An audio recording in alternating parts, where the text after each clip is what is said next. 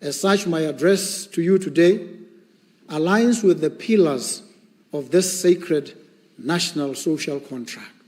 The first pillar, building a deep economy that offers each citizen opportunities for a happy and fulfilled life. Botswana has experienced challenges before, and each time we've emerged stronger, wiser, and more united. As the great Nelson Mandela reminded us, the greatest glory in living lies not in never falling, but in rising every time we fall.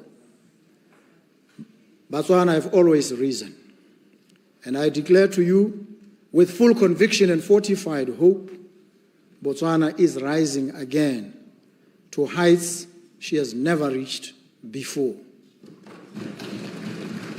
The steady path we traverse as we navigate our economic challenges, though urgent, is not one of hasty shortcuts. It is a path of hard work and tangible progress aimed at diversifying the economy for resilience and laying the foundation for sustained growth anchored on good governance, security, and institutional performance that will endure for generations. In order to address these challenges, the government engaged in a rigorous process to develop the 12th National Development Plan, NDP 12. NDP 12 emphasizes inclusive growth built through a private sector-led economy. It buttresses ambitions that refocus the development process to drive towards our true north, a definition of our core principles and enduring ideals of our government for a high-income Botswana that is digitally enabled, export-driven, and economically diversified, where every citizen is employed, empowered, and fulfilled. A key driver of NDP 12 emphasizes economic diversification, job creation, and sustainable growth. And this is the Botswana Economic Transformation Program, BETP. BETP will accelerate Botswana's transition into a high-income economy with per capita income of 200,000 pula by 2036. The program will reduce Botswana's reliance on diamonds, diversify exports, and create quality jobs for Botswana through inclusive, competitive, and sustainable growth. BETP sets 3 objectives. Number 1, achieving high-income status by 2036. Number 2, generating large-scale quality jobs. And number 3, diversifying into new industries and value chains. The 4-week Economic and Social Labs process united government, civil society, the private sector, academia, experts, and development partners to design investment-ready projects and remove key bottlenecks. From the voices we heard in the villages and cities, from the hopes etched in every household, we shaped and developed a plan and a strategy, not just for recovery, but for restoration and renewal. The priorities we now pursue: economic diversification, accountable governance, human capital investment, and sustainable innovation, are designed to meet the moment and uplift every Botswana.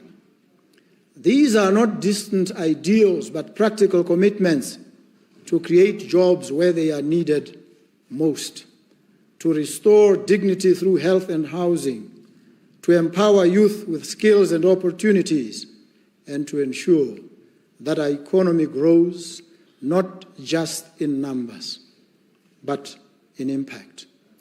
This is how we walk the steady path, by turning national plans into personal progress and policy into lived realities.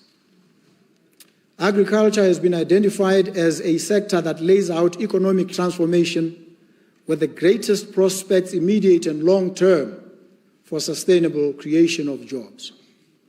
This sector remains the mainstay of our rural economy and an imperative for national food security. To ensure the attainment of food security, rural development, and agro-processing opportunities, we need to raise agriculture's contribution to the GDP from the present levels of 2% to at least 6% in the immediate term.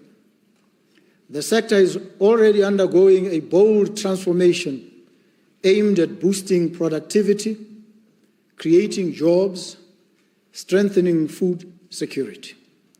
Central to this vision is a renewed focus on livestock production, aimed at increasing the national herd from an estimated present level of 1.7 million to 5 million by 2030.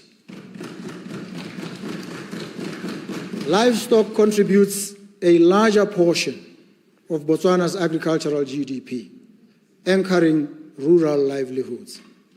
Yet the sector faces mounting challenges of disease outbreaks, recurring droughts, poor land and resource management, and production inefficiencies such as low calving rates, high mortality rates, and lack of business development, which have eroded productivity and degraded the agricultural value chain. The national cattle herd has declined from 3 million in the 1970s to an estimated 1.7 million, with offtake rates languishing at 6% against a recommended 15%. In response to this decline, government launched in August 2025 a program aimed at boosting beef sector productivity through extension support. Services advanced by this program include animal health inspections, reproductive diagnostics, artificial insemination, and farmer training in sustainable livestock management. Furthermore, government, through partnership with the Green Climate Fund, is implementing a rangeland restoration project that is envisaged to improve rangeland resilience and sustainability. This project was launched in May 2025 in Tsabo. Government will also target communal farmers as part of achieving the 5 million herd target through restoring rangelands and improving profitability and access to premium markets.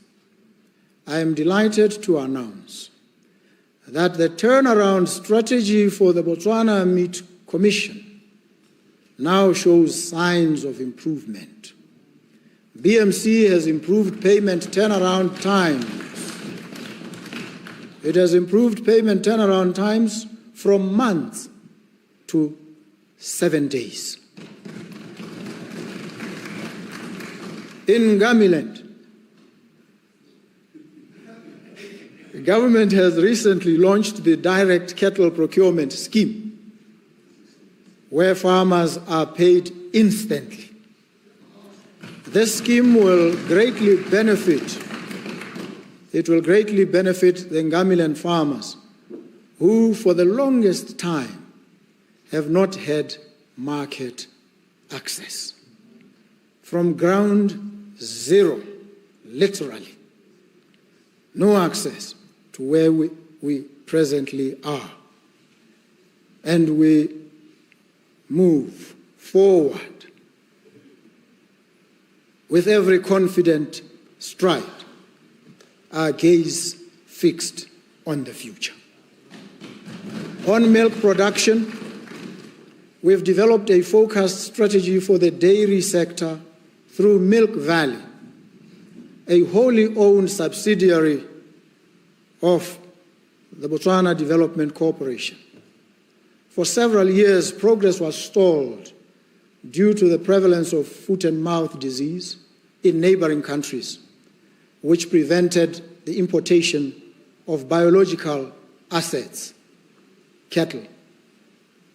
Currently, our local production capacity for milk and related products stands at 13%, and we are targeting an increase to over 60% by next year, from 13% to 60%. Those are huge orders of magnitude to which we've committed ourselves, targets. Recently, government completed a mission to Brazil to secure the importation of at least 1,000 Girolando cattle to kickstart this expansion. Milk Valley has secondary and tertiary capabilities. Missing in the value chain, the primary capabilities, and this is what we are addressing. We are finalizing the requisite import protocols and negotiating technical partnership agreements with sellers to ensure the successful commencement of the project.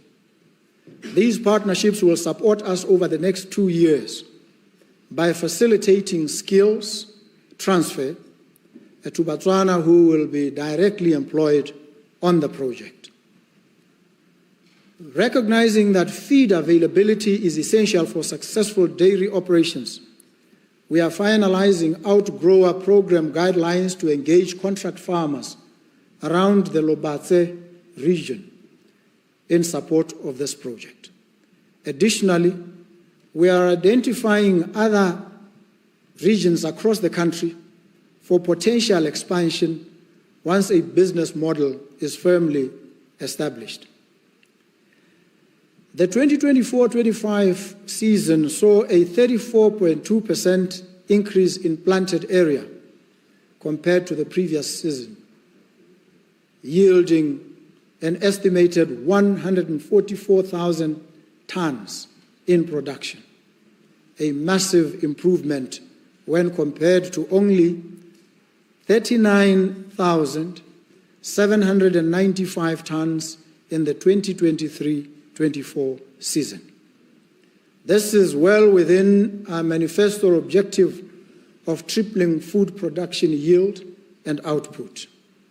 Another success and milestone delivered. Drought, pest infestation, floods and bushfires account for annual production losses of up to 5,000 tons per plowing season, which is why Botswana is shifting towards climate-resilient farming. Accrued horticulture production rose to 88,670 tons from 2,400 hectares, yielding an impressive 77,398 tons of vegetables and 11,272 tons of fruits. Again, evidence of great progress. This output meets 80% of Botswana's national vegetable demand and 29% of its fruit demand.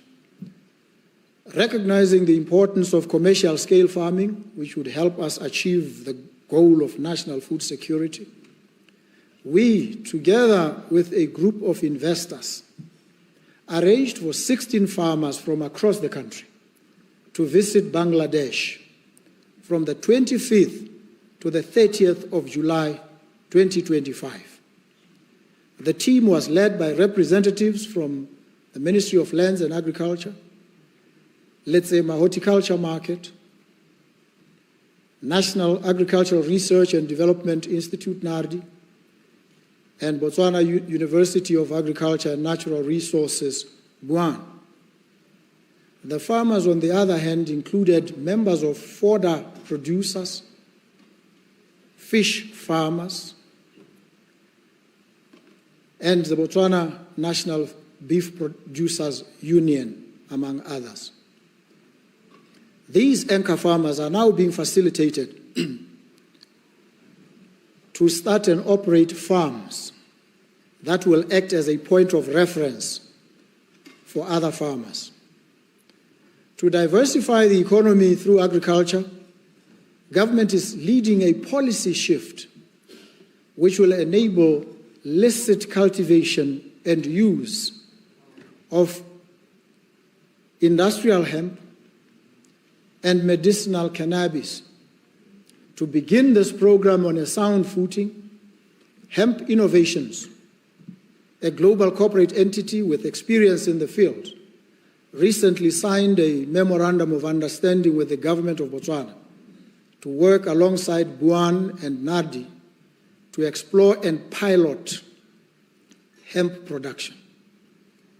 These partnerships will enable research and development for cultivation and processing of industrial hemp and medicinal cannabis. The project will be implemented in phases, starting with trials at BUAN, and it will build up to Botswana farmers with interest in industrial hemp and medicinal cannabis. While the entire legal framework and associated regulations are being finalized, the Cannabis Act and illicit traffic in narcotic drugs and psychotropic substances Act have been passed into law to facilitate investment in the hemp industry. Pilot cultivation will commence in December 2025.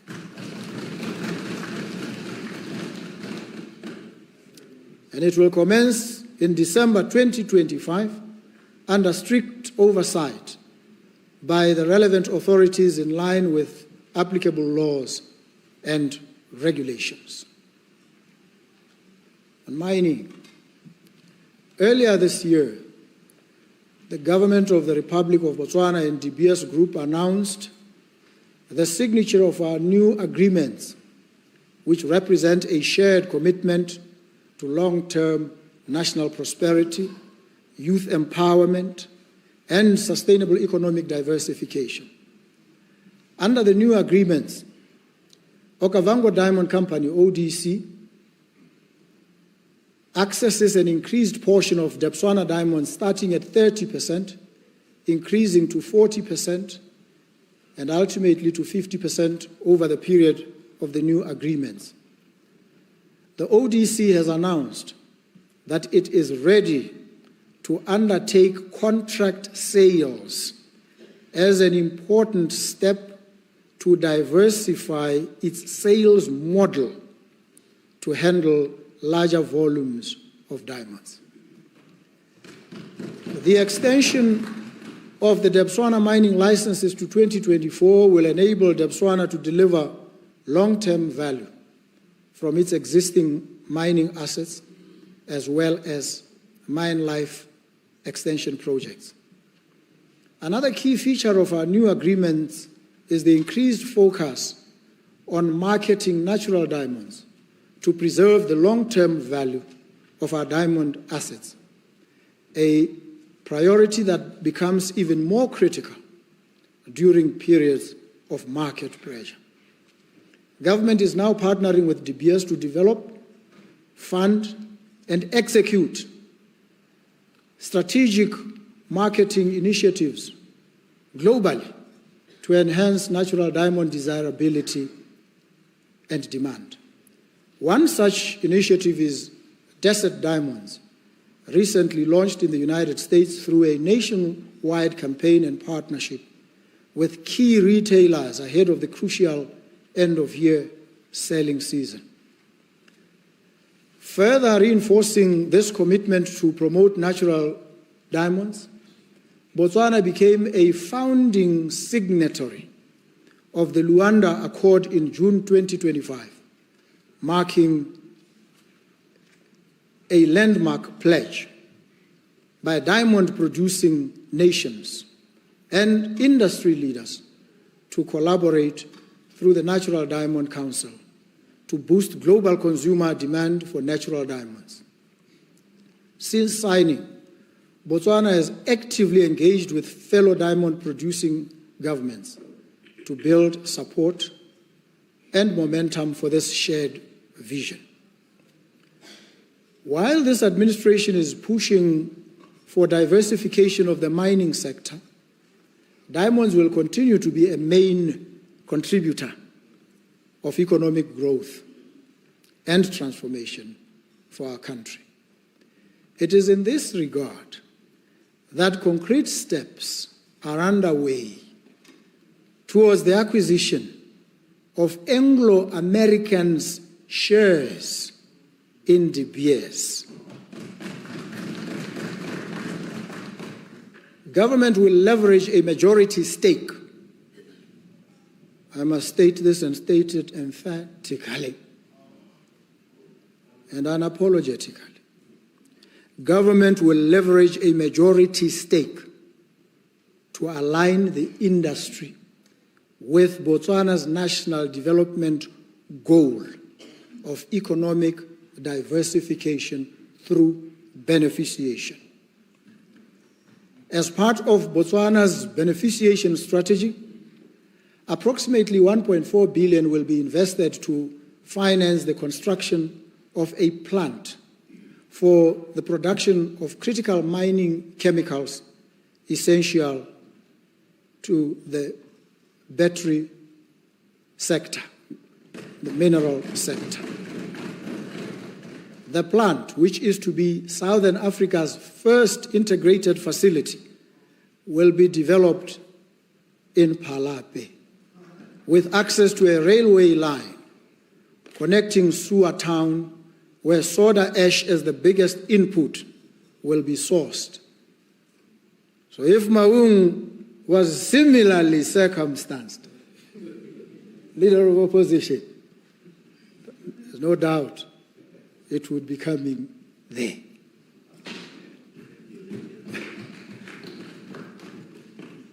And we will move onwards to regional markets.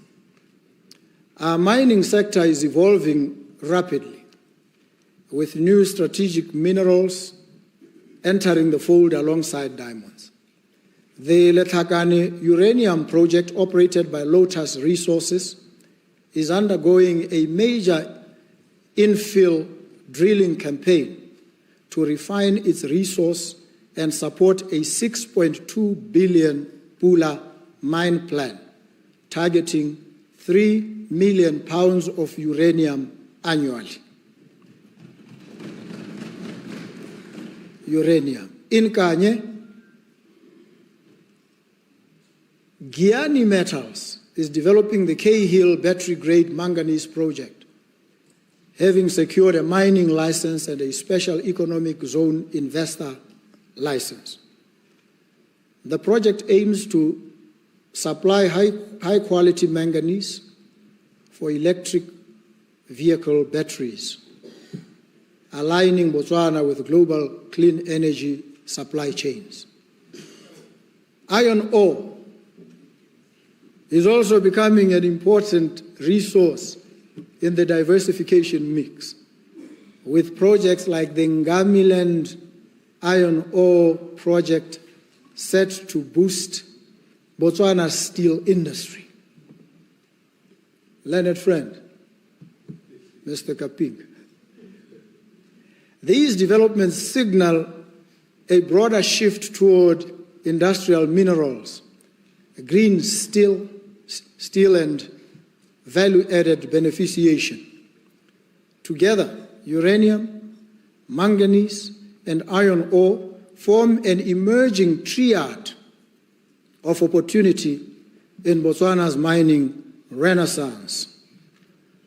Botswana is endowed with a diverse range of mineral resources suitable for small-scale mining, SSM, including gold, copper, industrial minerals, and graphite.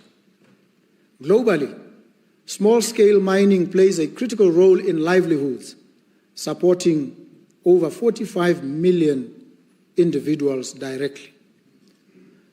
To address existing policy and operational gaps, the Botswana Geoscience Institute is developing a comprehensive and progressive, pragmatic small-scale mining framework for Botswana. Its overall aim is to facilitate citizen economic empowerment through viable and environmentally sustainable SSM, small-scale mining. Energy is still an area where more investment is required. The current national demand stands at 700 megawatts. Peak demand, so the 700 megawatt is peak demand. And we have 450 megawatt nominal demand. About 65 to 70% of the national demand is met through local generation, and the deficit of 35% through imports, and you know at what cost. In order to ensure vibrant security supply and attain capacity for export, government has embarked on increasing local generation through renewable and thermal power. In terms of renewable energy, government is currently developing a total of 900 megawatts of solar PV, photovoltaic power generation in Mau, in Lethakan, Isang, while 600 megawatts of thermal is being developed at Mamabula. These projects are expected to clear the energy deficit and serve the export market.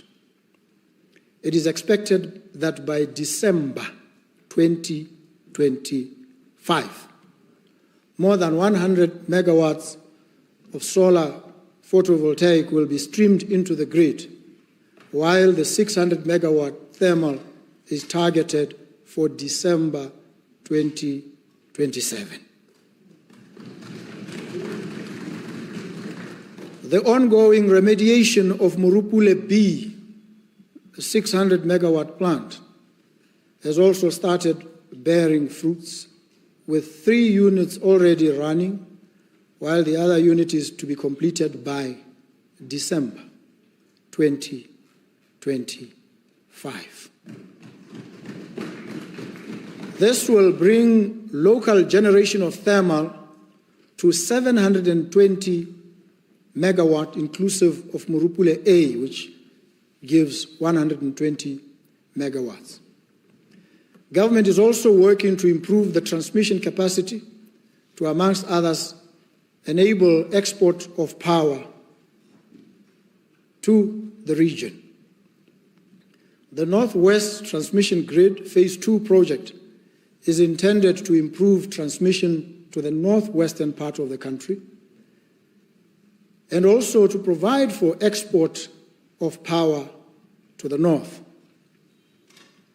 Botswana bethu, our country is positioning itself to partake in the growing global market for renewable energy certificates.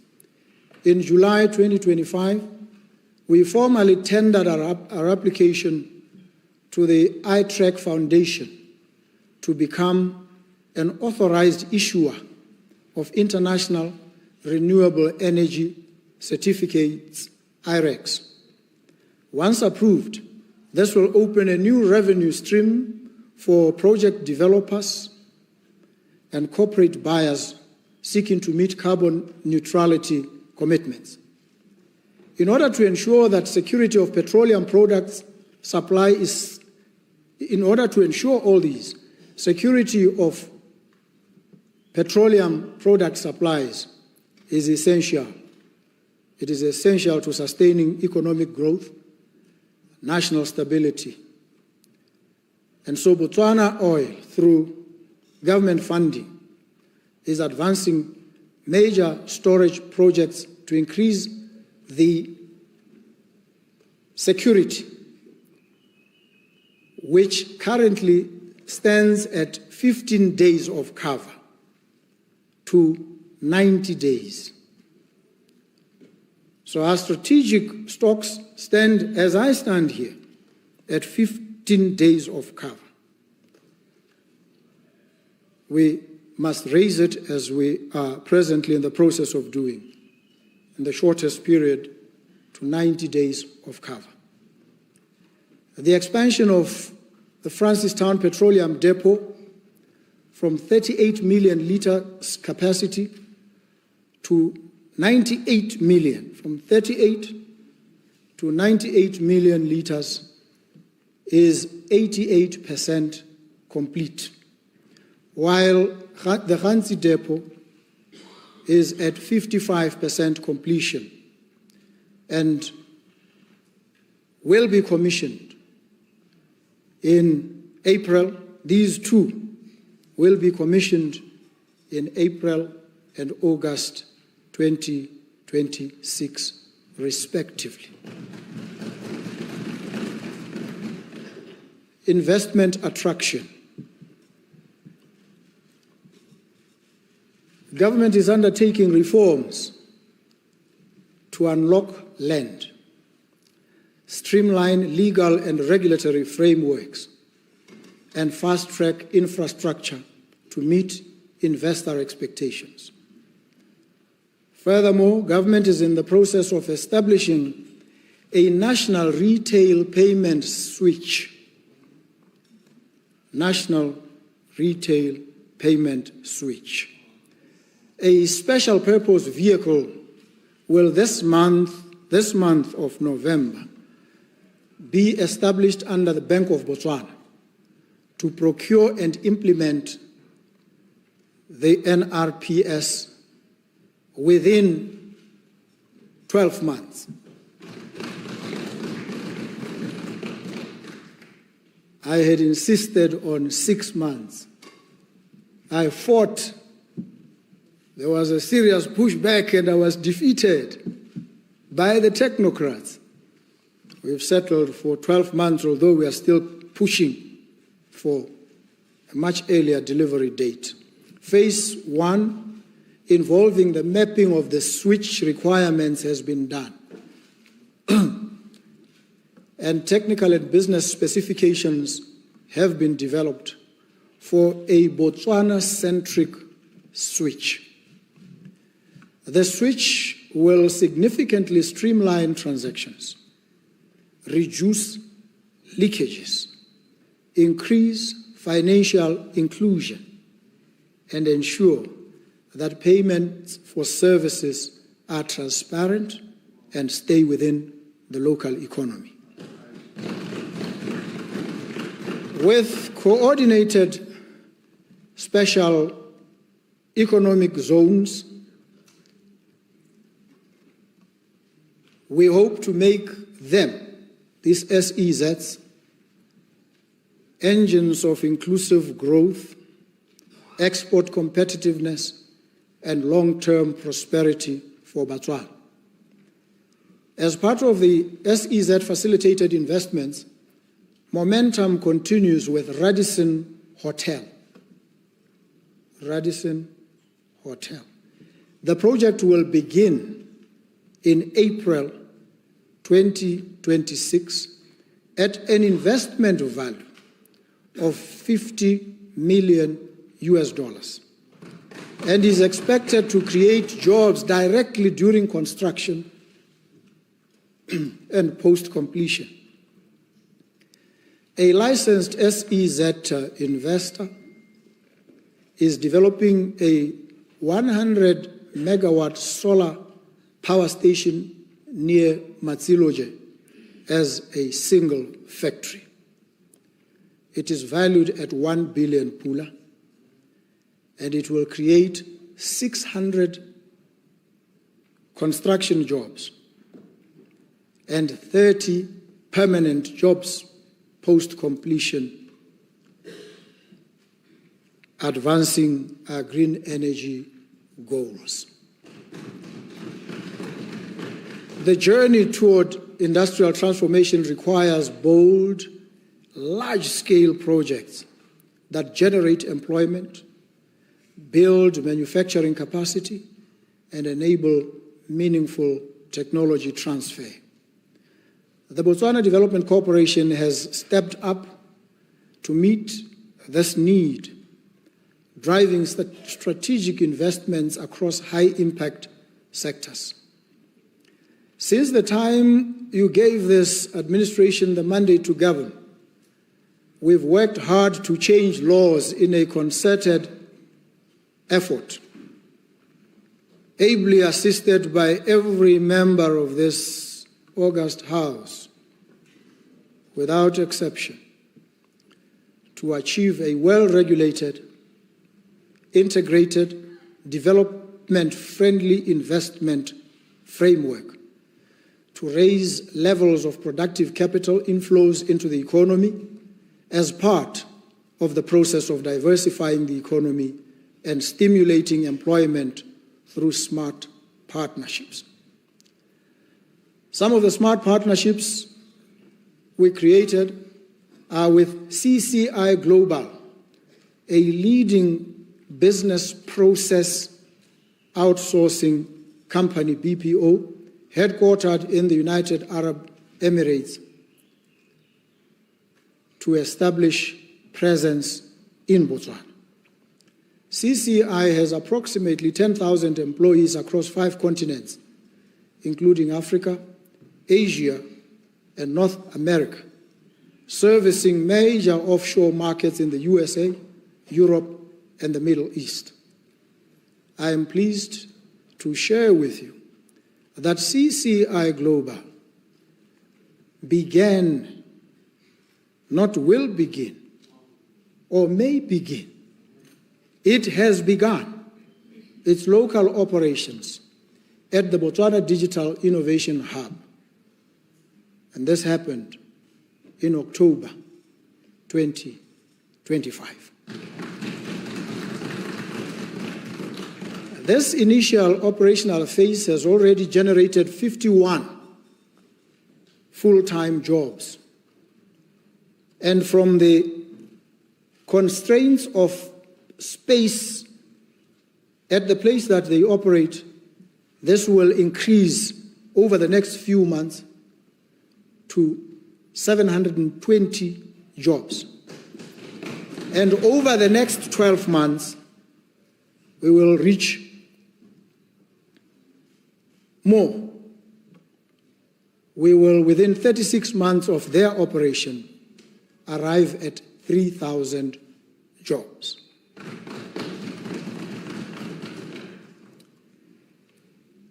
In our effort to strengthen the position of Botswana as an attractive destination for investment, we continue to take progressive steps. It is in this spirit that we are establishing the Botswana International Financial Center, BIFC, a la Abu Dhabi, a la Dubai, a la many others across the world. And this is a bold national initiative that will position our country as a well-regulated and trusted gateway for international investment and financial services into Africa.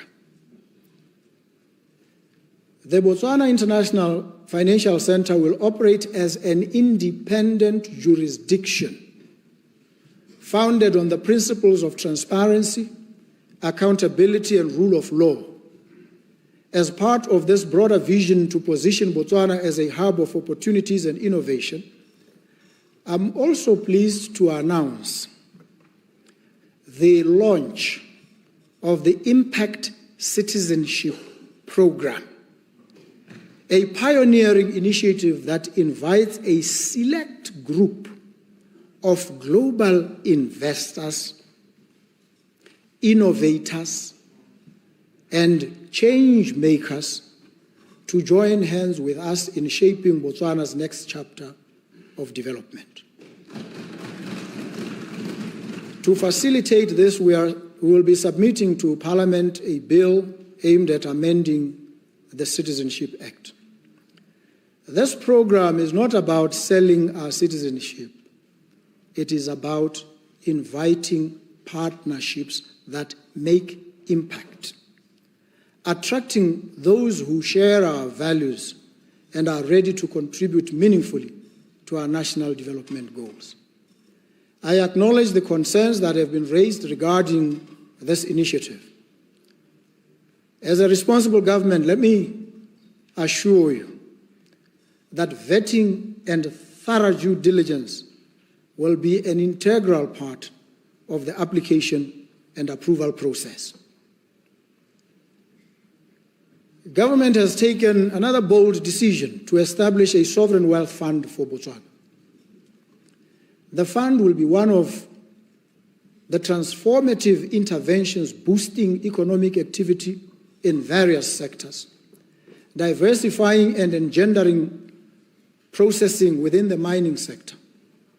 The establishment of the Botswana Sovereign Wealth Fund signifies government's intention to strengthen fiscal discipline while channeling capital into accelerated economic diversification for job creation and skills transfer.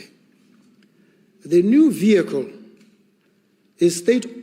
will be a state-owned company operating on commercial lines with independent oversight and regular public reporting, thereby embodying the Santiago Principles, the Sovereign Investor Code on transparency and accountability. Botswana Sovereign Welfare Fund will be independent, ring-fenced, development-focused, and benchmarked against global peers. Another historic milestone that government will deliver is the establishment of the Botswana Mercantile Exchange, BMX. This is a transformative initiative aimed at creating a regional hub for Southern Africa's commodities, both soft commodities in the agriculture sector, such as wheat, sorghum, and our beef, to hard commodities like oil, gold, copper, diamonds, and others.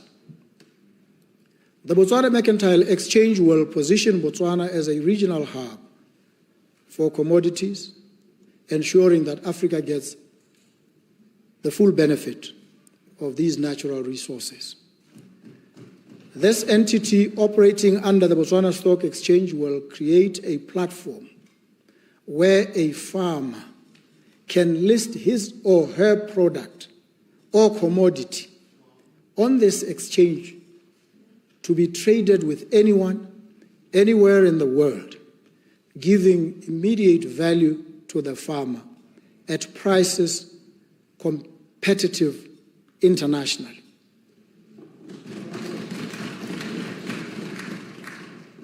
Our farmers' commodities will therefore become international commodities. The Botswana Mercantile Exchange will be operational by March 2026. Tourism remains vital in the economy of Botswana. With its extensive value chain and labor absorption capacity, it is a tool for economic development, playing a significant role in responding to the country's socio-economic challenges. The sector is also a significant foreign exchange earner.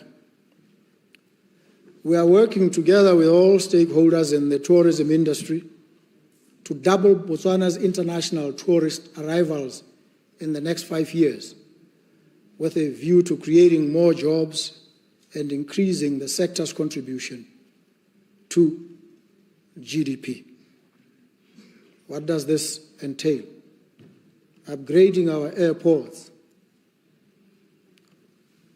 inviting long-haul flights into the country to facilitate ease of access for international tourists. Our fellow citizens are also becoming active participants in the tourism economy, with concession allocations in Ngamiland and Makgadikgadi serving as instruments of empowerment. Joint ventures in Kwai and Mababe have attracted 72 million pula in investment and created thus far 127 jobs, with other communities undertaking expansion projects through their respective community trusts. Sport and the creatives. These sport and the creative industries extend far beyond individual well-being and leisure. They have immense potential to contribute to the economy. This underscores the broader national significance of sport and the arts. We are therefore currently updating all the relevant policies and legal frameworks to unlock the potential of this sector and to support its growth. The cinematography bill, which will modernize Botswana's film industry with clear standards for production, distribution, and exhibition, will be tabled before Parliament in the current sitting. The reintroduction of sporting activities in our schools is therefore a valuable investment in the future, as it will enable us to nurture elite athletes, performers, actors, and diverse creative talents. I am delighted to announce that government has taken a decision to avail 200 million pula from the alcohol levy fund towards procurement of creative arts content from our young people. At the best of times, the budget was about 2 million. It now is being raised to 200 million. It will spur our creatives, our comedians, our performers, and other participants in the creative space to generate meaningful, entertaining, enhancing, fulfilling content. To the youth of our great nation, our most precious resource, more valuable than any physical asset we possess, we see your energy, we value your ideas, we admire your courage, your abundant and diverse talent and creativity, and your innovative spirit stand at the very heart of our national renewal. This administration is committed to creating the environment that will nurture your potential, support your entrepreneurial dreams, and harness your digital native capabilities for national development. We will not dismiss your ideas, but develop them. We will not ignore your aspirations, but invest in them.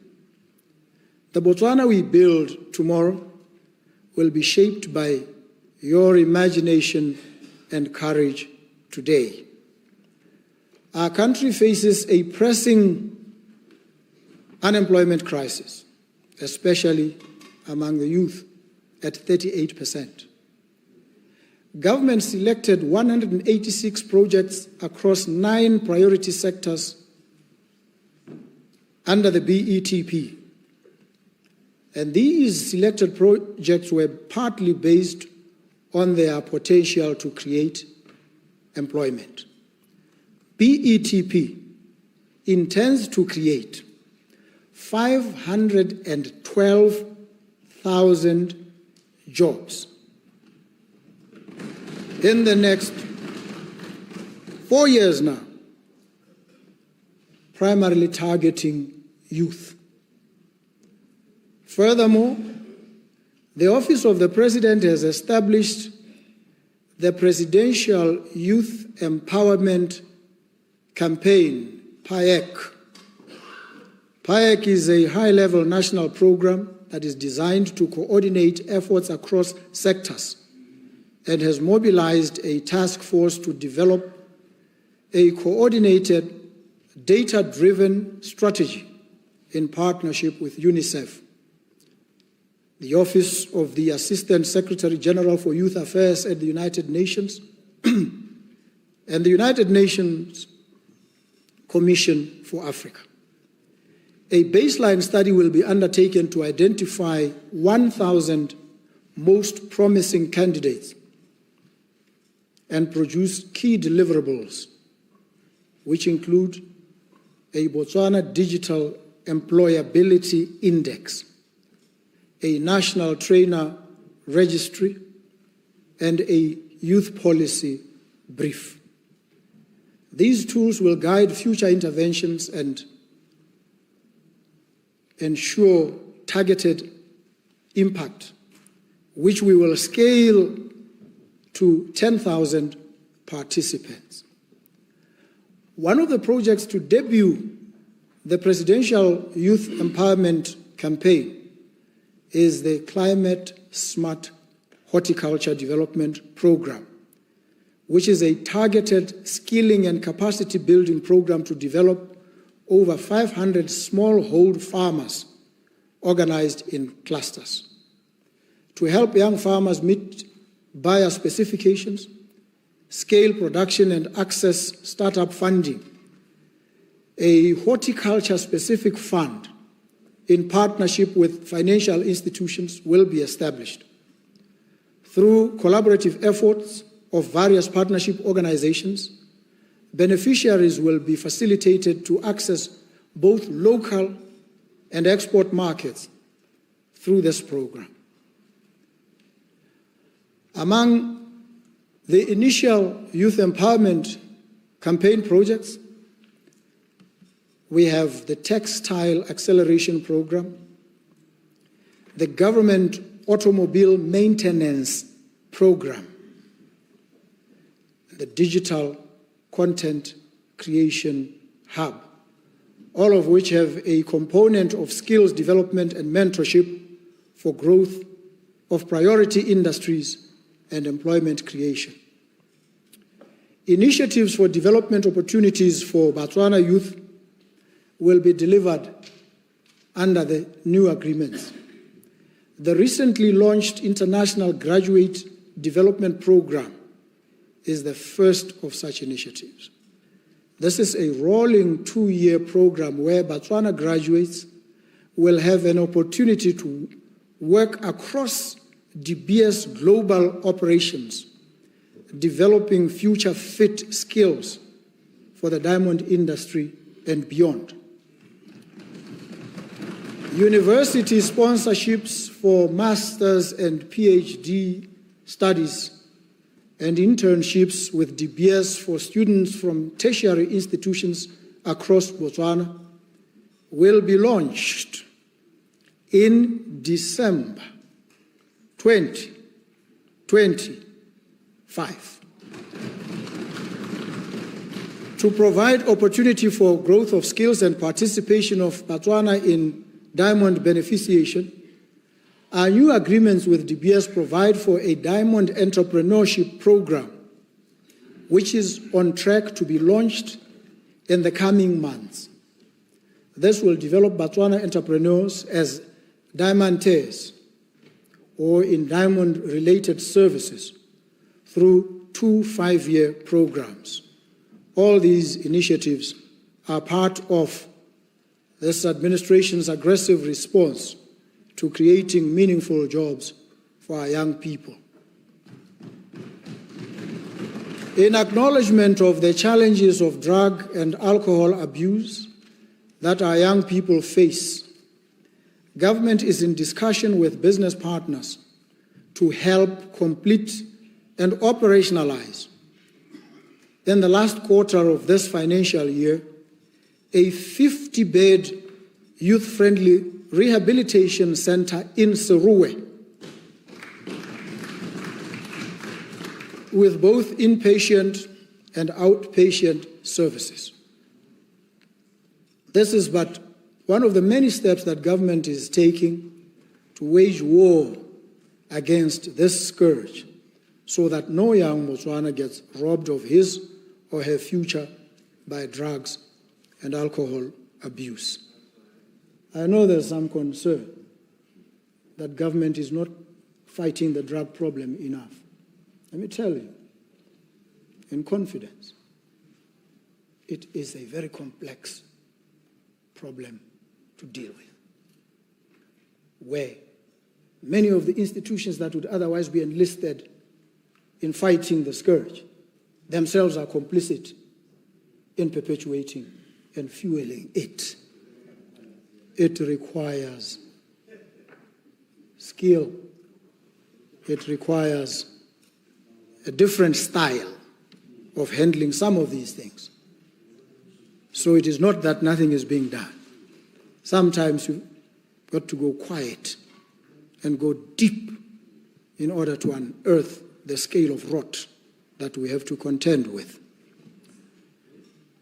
Infrastructure development is critical to attaining long-term economic and social goals. As a land-linked country, Botswana provides critical connectivity in Southern Africa, being a key transit route to countries such as Namibia, Zambia, Zimbabwe, Angola, and South Africa, through the North, South, and the Trans-Kalahari corridors. As a transit country, Botswana is poised to play an important role in facilitating intra-Africa trade, as the implementation of the Africa Continental Free Trade Area Agreement has commenced. Our transport legislation and standards are to be reviewed, harmonized, and aligned with economic communities' expectations. In line with the commitment of transforming Botswana into a transport hub for the 360 million strong SADC market, the government intends to improve the national roads network through high-quality tolled roads to ensure sustainability in the development and maintenance of roads in Botswana.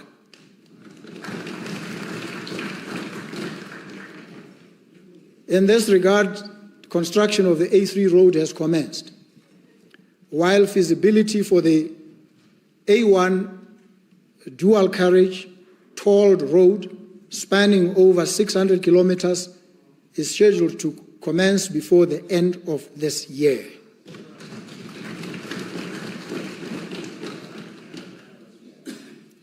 The eminent member has motivated that such projects be kept as far away from local contractors as possible. And I listened to him, and I felt that if you take what he says at face value, you might not understand the point he's making, but he's making a profound and fundamental observation that the work in our infrastructure projects has been substandard. It's a fact. We acknowledge that observation. We may quarrel and differ with the proposition in relation to the solution, but we will not bowdlerize the submission that you made, which has merit and substance. I just wanted you to know. So our strategic location as a country positions us as a vital hub for trade and connectivity. Botswana's position in the Southern African region provides a distinctive benefit, unique to us, for us to become a hub for trade and connectivity. As the country advances its economic transformation and integration, rail transport is becoming increasingly critical to unlocking new markets. Rail. To support this, government is developing alternative rail lines. Mamabula Lephalale railway line and the Mosetseka Zungula Livingston line are being actively pursued as part of SADC's strategic plan of the North-South Corridor, NSC. Upon taking office, this government urgently reviewed the development manager model to assess its fiscal sustainability. The review was completed in March and published in August. It revealed serious flaws, including procedural gaps, weak stakeholder engagement, and misalignment with legal frameworks. Most concerning were the financial implications, as the structure and magnitude of associated fees placed an unsustainable burden on public resources. In response, government revoked all 3 presidential directives that had approved the model and its governance structures. 16 projects already under construction will continue using alternative delivery or financing methods. Members of the legal profession will know that in this space, the law asks one question. Even if you say this tender was unlawfully awarded, the law says, is the contractor on the ground? Has the contractor placed boots on the ground? If the answer is yes, even if you wanted to cancel, you can't. So the 16 projects fall in that category. Just explaining. But those in respect of which no boots had been firmly placed on the ground, a robust review is underway. Those that are continuing, alternative financing models. The rest, all the risks associated are being actively assessed. And we want to proceed under heightened oversight.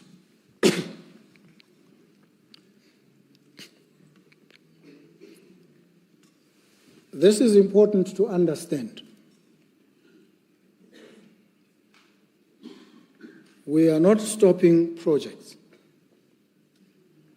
We are re-examining their sustainability under the models they were conceived under.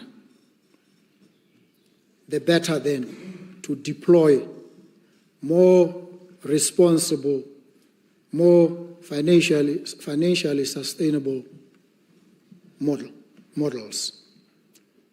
That's improved oversight. For the remaining 132, there are 132 that were still at conceptual stage.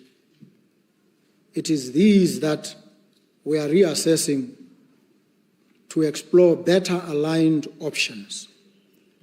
The goal here is to ensure value for money and consistency with national priorities.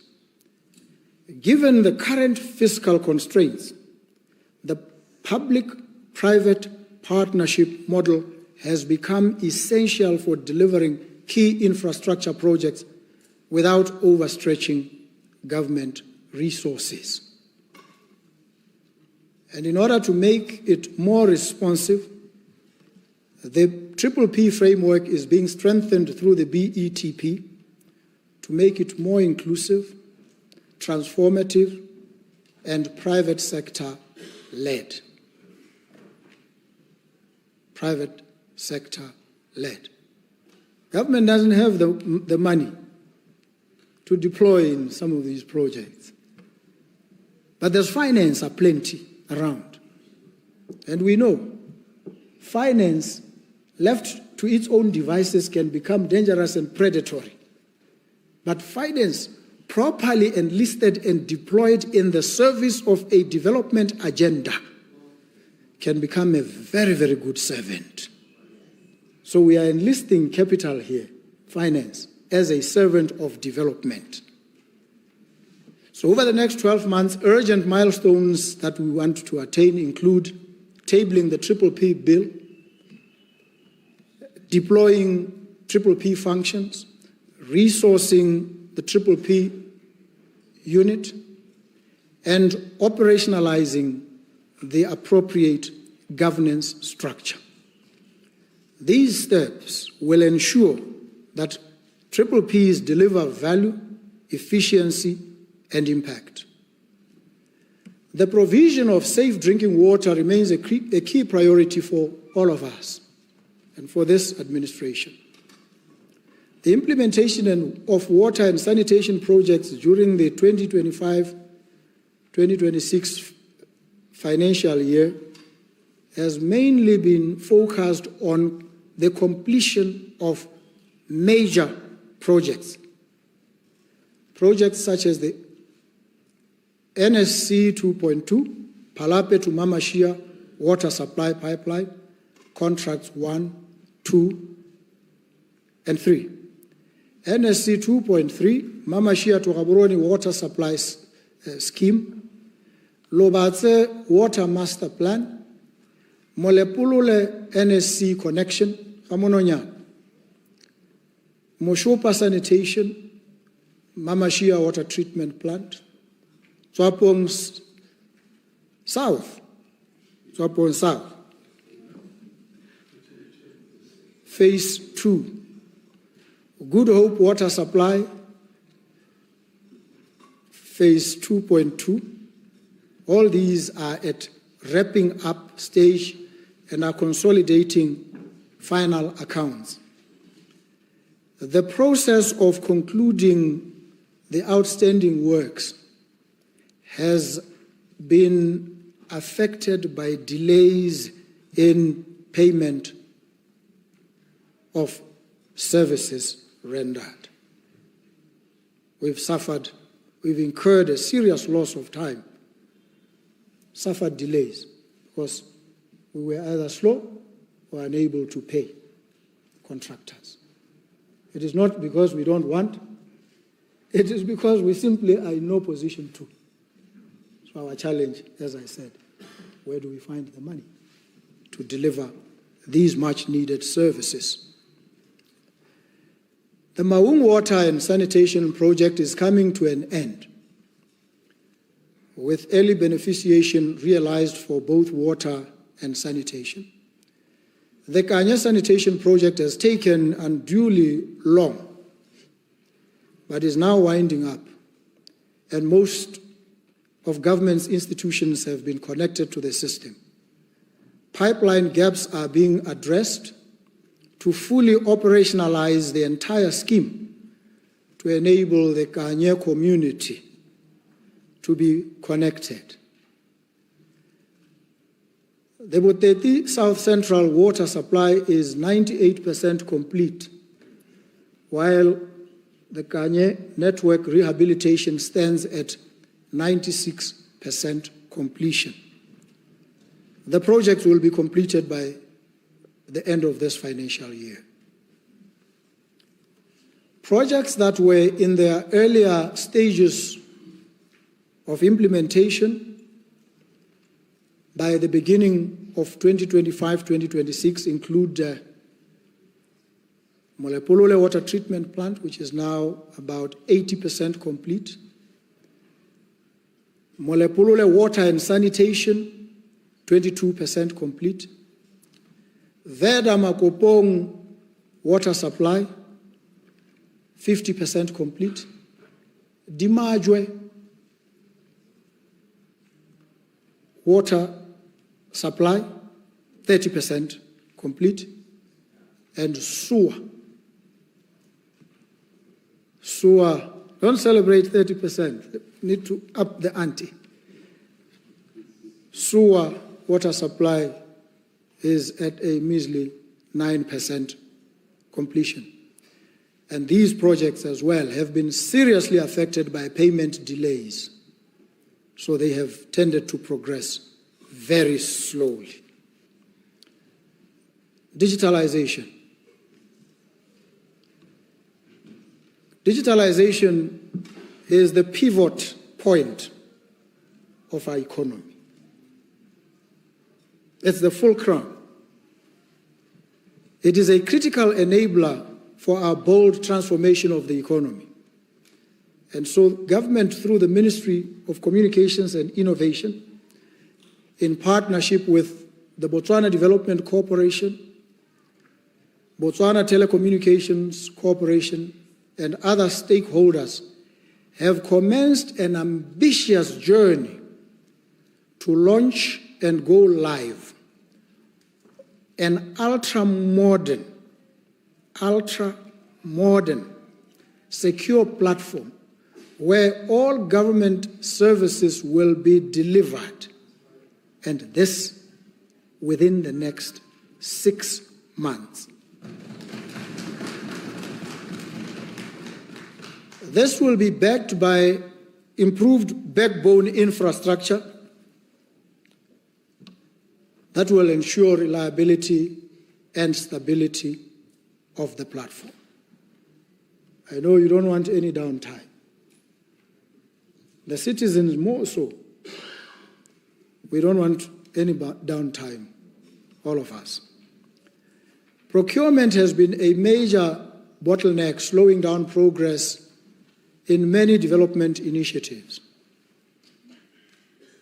Procurement. To address this issue, government will, this coming month, invite experts and expert companies to bid for the provision of e-procurement services. This is a bold move that will rid our procurement of corruption, raise the levels of transparency, strengthen and standardize procurement controls across government, while ensuring that government no longer suffers the devastating damage caused by the high prevalence of price gouging.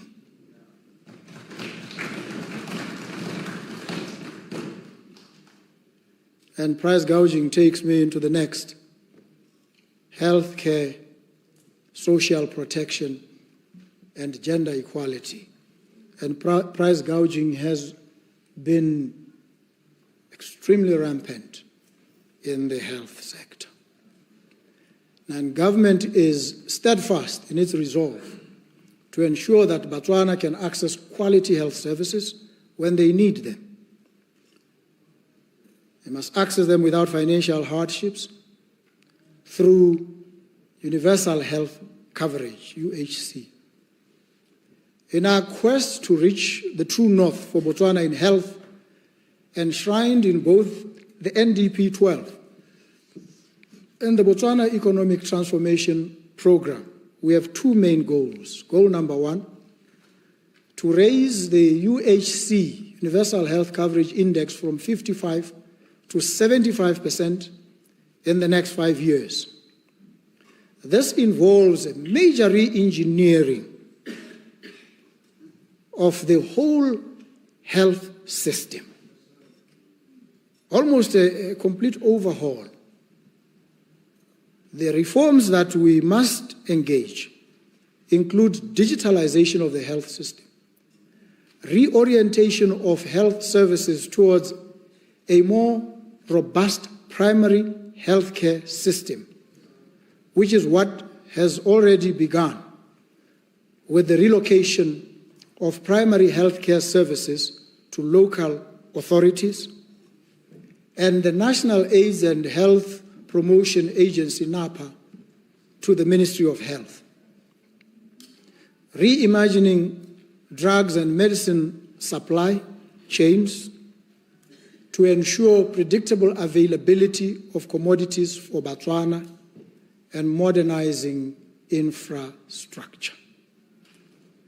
Goal number 2, the introduction of a sustainable health financing scheme, the National Health Insurance, which will be co-created with Botswana. The process has started. Stakeholder engagements are continuing with different groups from academia, policymakers, politicians, and Botswana. These ideas that come will be synthesized and will culminate in a policy that will be presented to all Botswana for comments and approval. I officially declared a state of public health emergency on the 25th of August 2025 in response to a catastrophic collapse of the medical supply chain, which had been building up for decades.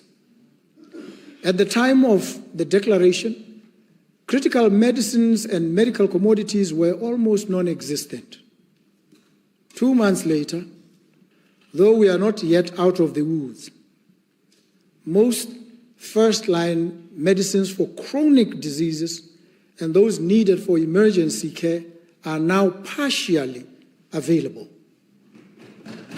The availability of critical medicines and medical commodities now stands at 36%, while vital, essential, and necessary VEN medications stand at 63%. And this is expected to increase significantly in the next few weeks as supplies that were not readily available but are still being manufactured arrive. And here, interestingly, we took some of the lists for procurement that we were handed by central medical stores to an expert entity that enables links with procurement or manufacturers. They assessed the list and they came back to us and said, your lists don't make sense. They are unreasonable. Why? Said you're a population of 2.5 million. The quantities that you've placed here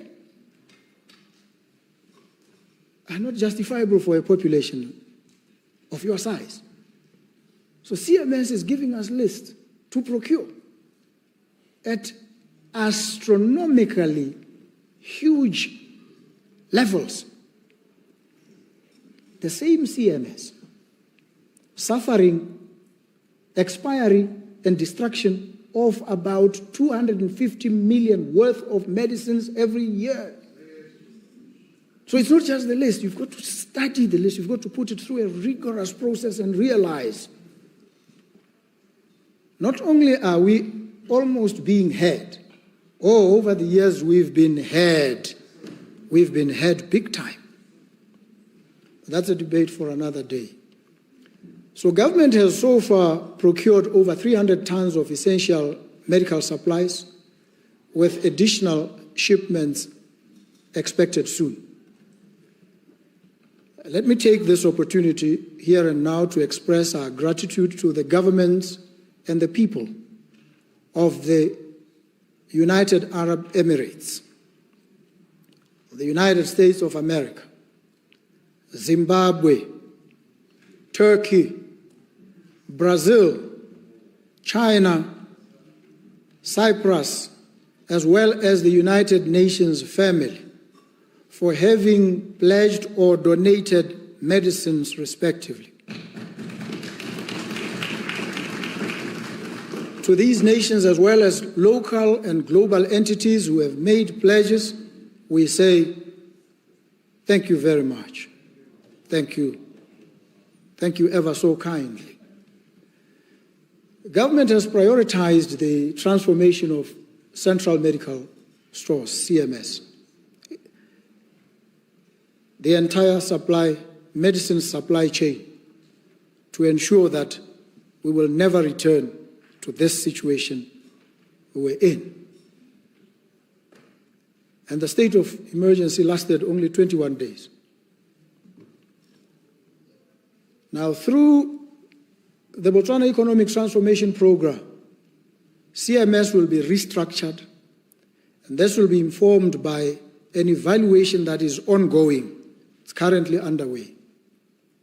It is in keeping with the medium to long-term strategies that I detailed when I declared the state of public health emergency.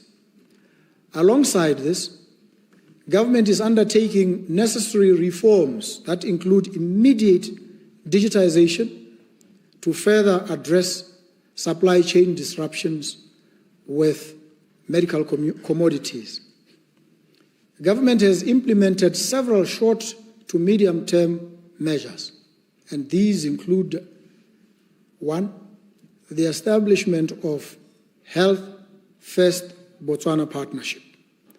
This is a fund intended to raise funding to support the Ministry of Health with efficient procurement of healthcare.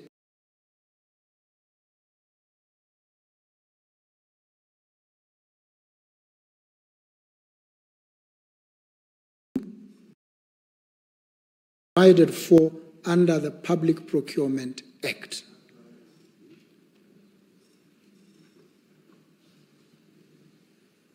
For speed, dispatch in responding to crisis, so that we could swiftly respond to current and any other predicaments.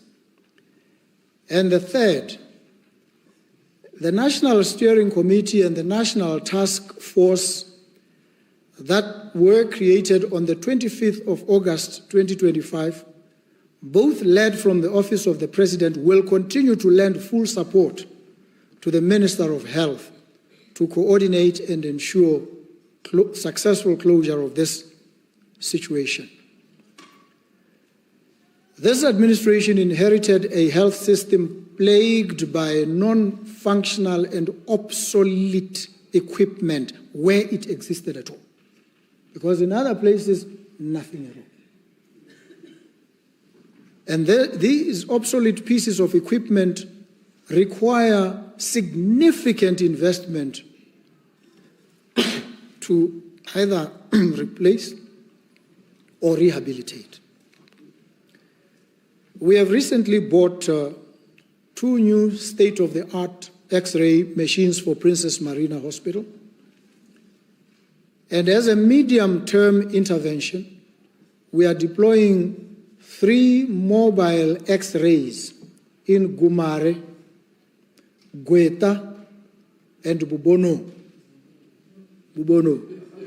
private hospitals, which have no radiology services. Laboratory services are also adversely affected due to this equipment that is obsolete, and an acute shortage of reagents. To address this challenge and the high cost of purchasing and maintaining equipment, the Ministry of Health will now transition towards equipment placement models for both laboratory and radiology services with both local suppliers and original equipment manufacturers at a cheaper cost than the current. The government will therefore only pay for the tests, while equipment owners who would have deployed their equipment in our facilities will be responsible for the maintenance of the equipment and the provision of reagents under strict service level agreements. Cervical cancer remains a leading cause of cancer deaths in Botswana. This is attributed to low screening rates as well as late diagnosis, among others. I was told by a crack oncologist from Yale University, and I'm sure it's common knowledge. They say this type of cancer is preventable. You need to vaccinate young girls by age 10. Vaccinate them. Immunize them completely. Protect them for life. We have failed. We haven't been able to do it. We must focus on this. And late diagnosis arising from lack of equipment and facilities. So government has invested in health promotion and education to encourage Botswana to have regular screening, and the facilities must be available readily, which will facilitate early diagnosis and better clinical outcomes. Now, as part of the global call and sustainable development goals to end malaria, tuberculosis, and HIV and AIDS by 2030, the government is fully committed to eliminating malaria by 2027. And Botswana is the leader in ALMA, leaders coming together against malaria. And Botswana is the president of that organization and initiative, led by my good self, on behalf of your good selves. So I lead together with you. We lead, all of us, without exception, the charge to end malaria by 2027. And we've made significant progress towards malaria elimination. And we've attained thus far an increase of about 43.5% reduction in malaria cases. And to optimize the provision of specialized care and ensure efficiency, government approved Sekitumile Masire Teaching Hospital to function as a state-owned public hospital. There was a problem here. There was a penumbral region in which this facility happened to fall. If you asked, it was no longer a public health facility. It was in the direction of being privatized, built at great expense to the fiscus.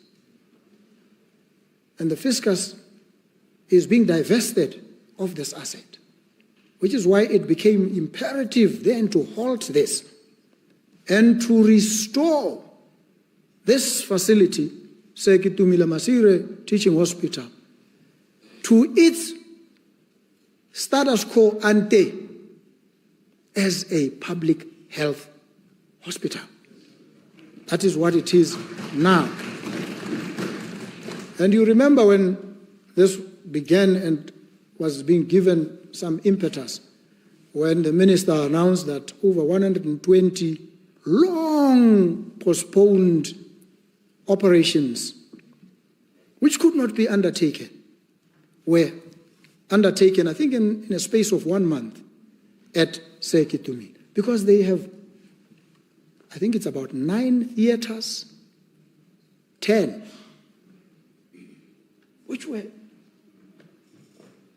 not used, not available as a benefit to the people. So it took a decision to turn this around and re-establish Seketumile Masire as what it was initially intended to be. This is a big step. The aim is here to create a single pool of medical specialists with similar working conditions to enable the realization of the triple mandate of Seketumile Masire Teaching Hospital: high quality clinical services, training, and research.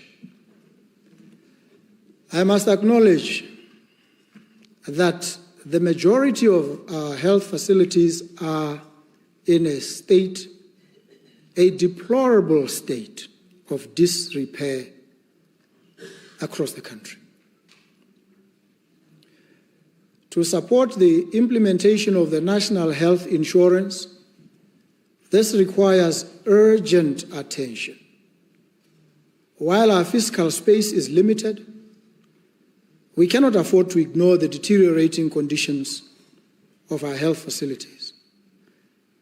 Thus, the Health First Botswana partnership that will be sealed this month between the Ministry of Health and the Botswana Development Corporation will help urgently to address this challenge. Botswana Development Corporation has the skills and capability now, as it is positioned, to raise finance, capital raising. To do what? Fund the requirements of the health sector.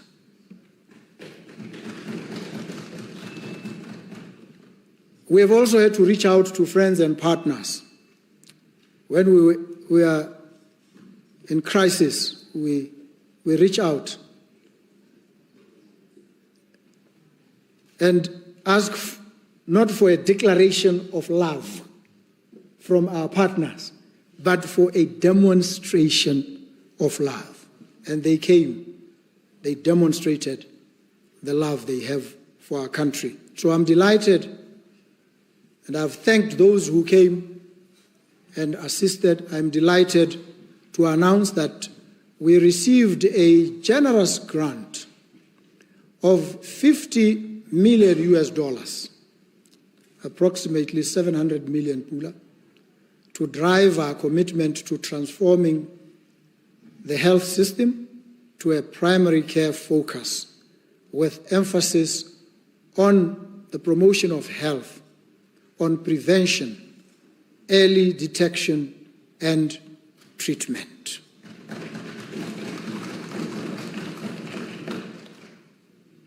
On social protection, government is undertaking a comprehensive overhaul of the social protection system with a focus on efficiency and sustainability. This includes the operationalization of a single social registry, SSR,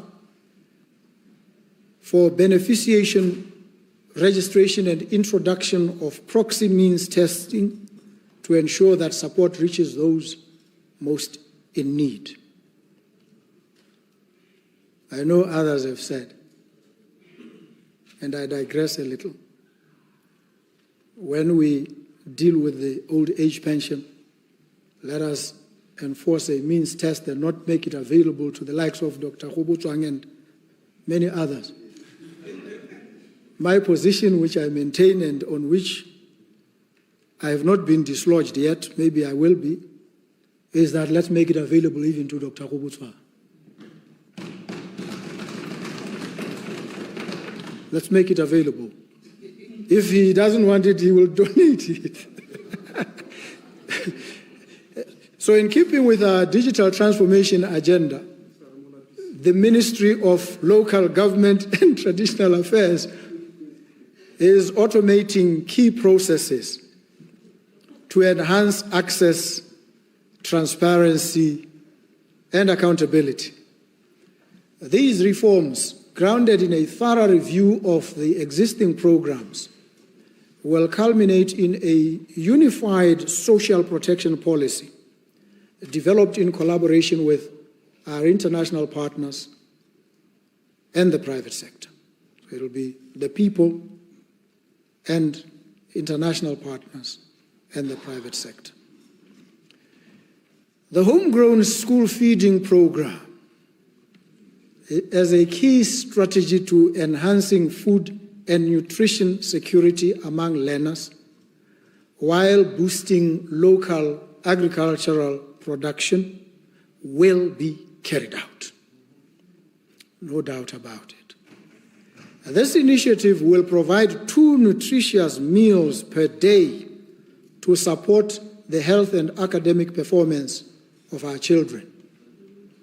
Importantly, it will create reliable markets for local smallholder farmers, fostering rural economic growth and reducing poverty.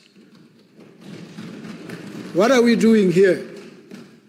By feeding these learners, we are creating a captive market for our local producers. The market will be ready and available. You produce. It is subjected to a quality assessment. It is collected and you get paid. You focus on your job of producing and not of running around selling, because the market is ready for you.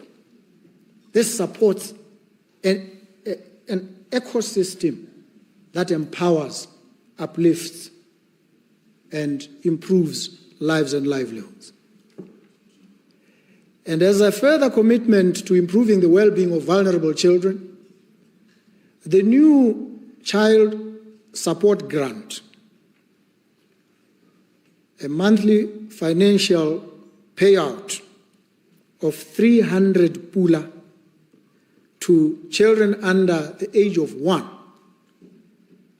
is starting in the next financial year.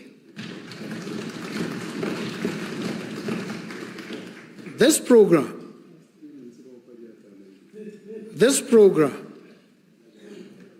is designed to ensure that children receive a strong start in life. And the records as at July 2025 show that we have 39,525 such children needing this assistance. The challenges of the financial reality have conspired to delay the implementation of this. We've tarried a little, but we are on course. We are fully committed. And with the re-engineering of the economy that we are busy on, we are certain that next financial year it will commence. And we will ensure that all eligible babies are covered. We're also transforming the Ipeleng program into a skills-based public works program to be fully implemented by end of 2025. We're laying down bright lines, strict, exacting deadlines that others deem impossible. And we are told it always seems impossible until it is done. And when it is done, those who thought it was impossible start telling you it was actually inevitable. These are inevitable. So the approach we take represents a shift from a traditional relief work to a model that contributes directly to national development.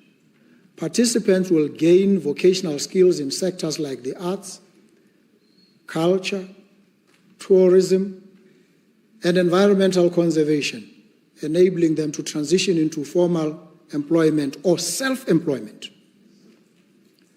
To advance inclusive development, we've also prioritized the review of the Remote Area Development Program, and we are formulating a policy for indigenous people in Botswana, indigenous peoples. And the rapporteur on indigenous peoples was here.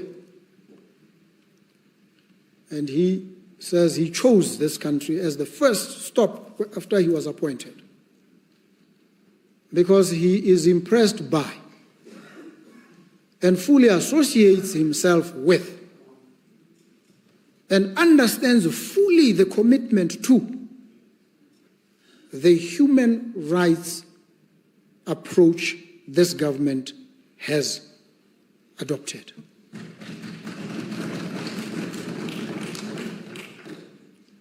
So these measures that I have given a charcoal outline of are measures that aim to address long-standing social and economic marginalization, particularly of the indigenous Koinen communities who for generations have faced displacement, exclusion, and limited access to essential services. Through this review and new policy, we aim to promote social justice, affirm rights, and ensure full participation in national affairs. I must pause to indicate that along the way, certain areas of discontent will erupt, as they did they not, in the recent case where it was alleged that there was a deregulation or derecognition. That is a challenge that cannot be solved by a piecemeal approach. It is an issue with which we must engage, but one that properly must be placed and collocated within the framework of the comprehensive constitutional review that we've all committed ourselves to. That's a huge process. The constitutional review is a life and death moment for the country. It's not a simple thing. It requires circumspection, thorough application. All the experts must come. All the people of this country must come, because we are going to resolve problems, some of them that have bedeviled this country from way back, from time immemorial even. But we've also just written a new chapter. I acknowledge the challenges, because I don't run from them. I actually run to them, because I understand them. I feel the tone and the tempo out there. It's important for all of us to do so, so that when we get into the constitutional review process, we focus. We know the controversies that have flared up in the past. When you talk about certain tribes being this and others not being that, these issues tend to become emotive. We need to approach them with due sensitivity and maturity as a people. We have done what had seemed elusive at best, impossible at best, at worst. We have enabled citizens that have been living lives of exilic marginality in the margins of their own country. We've opened the space for them to now participate fully in national discourse in their languages.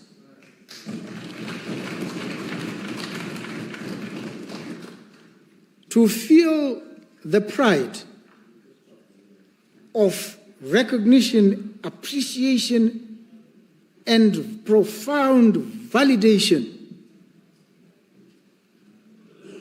that's a priceless feeling.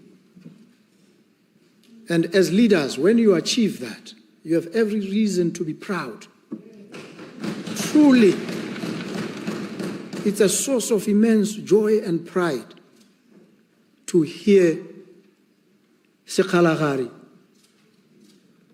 Ikalanga,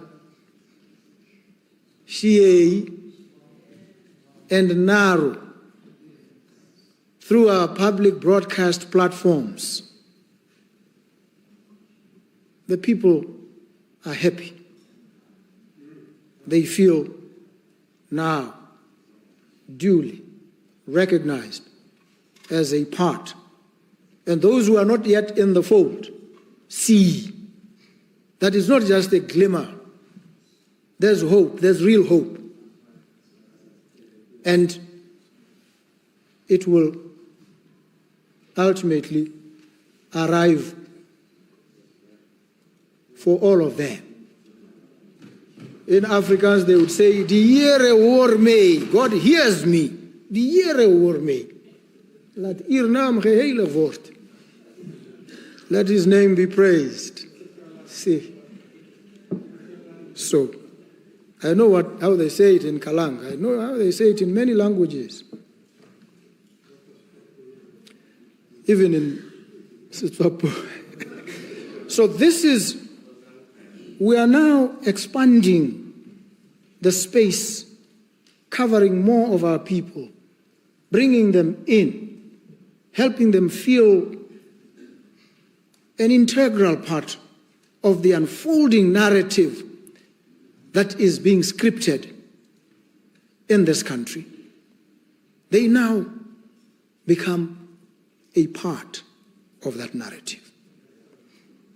And these are concrete steps towards creating diversity, reflecting the magnificent diversity of our people and strengthening the bonds that hold us together. For the most vulnerable, enterprising members of our society, we've taken concrete steps to deliver on our promise of dignity. We've transformed Chema Chema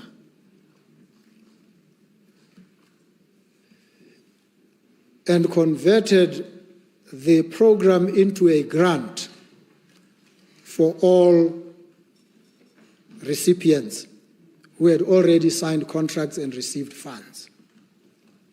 And the decision was made to provide a real meaningful boost to our hustlers and small entrepreneurs to free them from debt and to empower them to truly grow their businesses. There's a whole reconceptualization of rendering assistance to small, medium enterprises. The idea is not to keep them as small enterprises, but to graduate them into bigger, better, more prosperous. Education, research, and human resource development. We know that education is not only a fundamental human right, but it is also a cornerstone of social and economic transformation. The current focus of government is to transform higher education and prioritize technical, vocational education and training, which has been identified as an anchor for economic transformation and job creation. The government is transforming the entire education system by adopting a STEAM-driven curriculum through the General Curriculum and Assessment Framework, STEAM.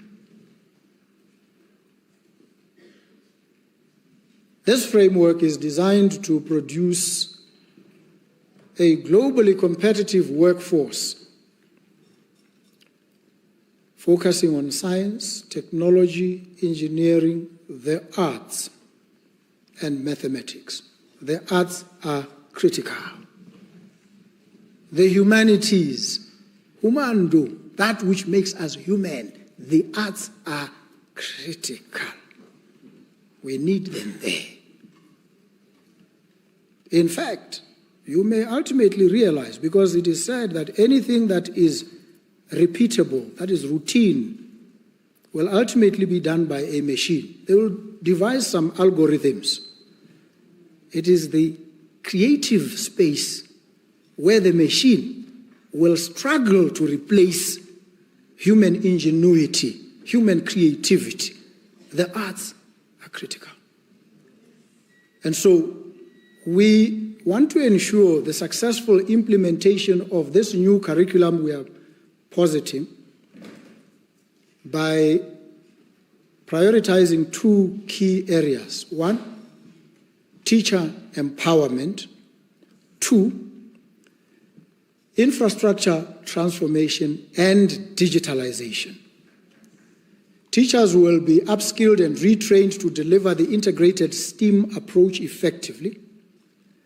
These transformations will target all levels from early childhood to senior secondary school and will be implemented to deliver the STEAM curriculum in the January 2026 academic year.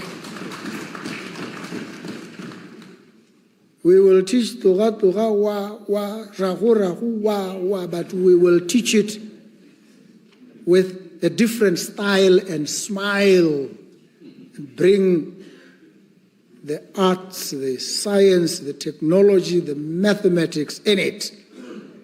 But we will teach it still.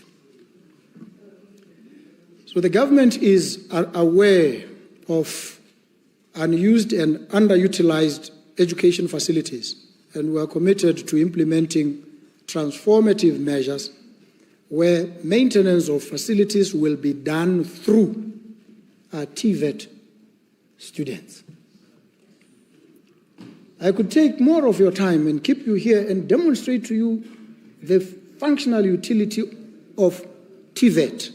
Very useful. So we will use them to maintain facilities and save costs, while at the same time advancing skills acquisition by them and supporting TVET.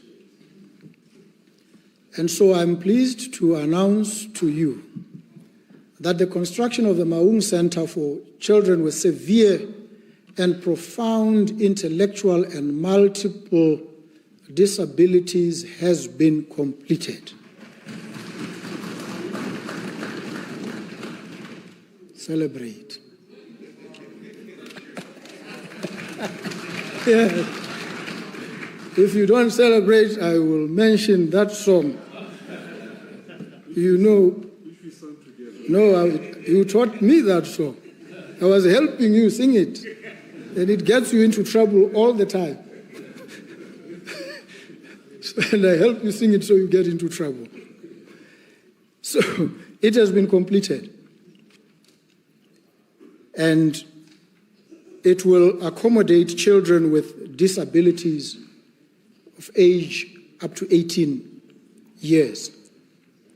And this landmark initiative forms part of our broader strategy to strengthen inclusive educational infrastructure and to ensure that every learner, regardless of ability, can access quality education.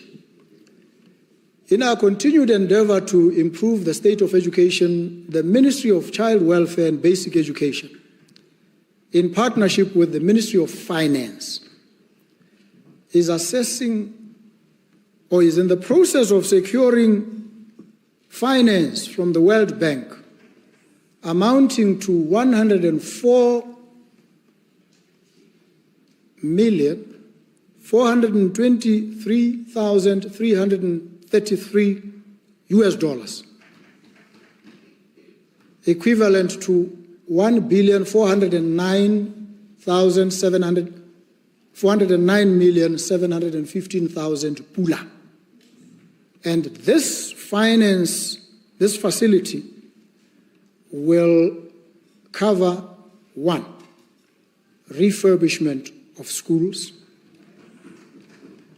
and expansion of access to secondary education across the country. 2, it will strengthen training and support for teachers. 3, it will establish a student learning management system. 4, it will promote early childhood development. 5, it will support out-of-school children and youth. And 6, it will advance technology, engineering, arts, mathematics, STEAM teaching and learning.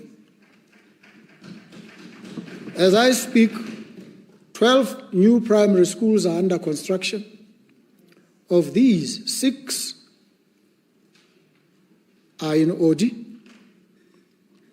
Gaborone 2, Mogoditani, Kumakwani, and Francistown. These are practically complete, while the remaining 6 are progressing well.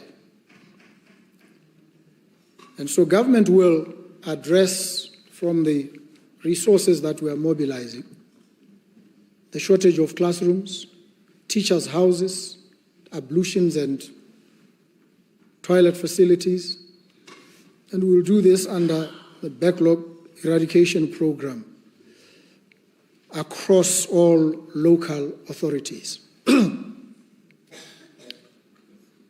Bear with me, I'm drawing to a close. Need to take you on this tour de horizon so that we know where we are. Land, housing, environment, climate change, and the green economy. Botswana is committed to the Paris Agreement and global fight against climate change. Environmental, social, and governance, ESG principles, will be embedded into our national development and investment architecture. A comprehensive national environmental, social, and governance strategy is currently being developed and is expected to be completed by the end of this financial year. This strategy will lay a foundation and an action plan that will empower businesses and investors to integrate sustainability in their planning. In parallel, Botswana is strengthening climate finance architecture. In this regard, the National Development Bank is finalizing accreditation with the Climate Change Adaptation Fund, and government is actively exploring opportunities with the Green Climate Fund. These engagements will unlock new avenues for financing climate-resilient infrastructure, green innovation, and sustainable livelihoods, further reinforcing our commitment to a low-carbon, climate-smart future. Botswana is also developing a national carbon market framework supported by the World Bank and GIZ. This initiative positions our nation as a credible participant in the global carbon economy, leveraging our forests, grasslands, and wetlands to drive investment, create jobs, and empower communities. Capacity building is our immediate priority with support from UNDP. We are busy equipping government agencies, communities, and the private sector with skills development to verify and trade high-integrity carbon credits. This will ensure our carbon projects meet rigorous environmental and social safeguards. Once operational, carbon markets will accelerate economic diversification, channel resources to rural communities, and generate revenue for climate adaptation. In pursuit of our national commitment to environmental stewardship and sustainable development, in partnership with UNDP through the Biodiversity Finance Initiative, we've commenced the development of a comprehensive protected areas resource mobilization strategy and partnerships plan. This initiative represents a bold and forward-looking response to the financial constraints that continue to challenge the effective management of our protected areas. The accreditation of Kasane Kazungula and Shakawe as wetland cities under the Convention on Wetlands Accreditation, on the Wetlands Accreditation Scheme, affirms our leadership in safeguarding globally significant ecosystems. A national ecosystem assessment project is underway, offering a comprehensive evaluation of biodiversity,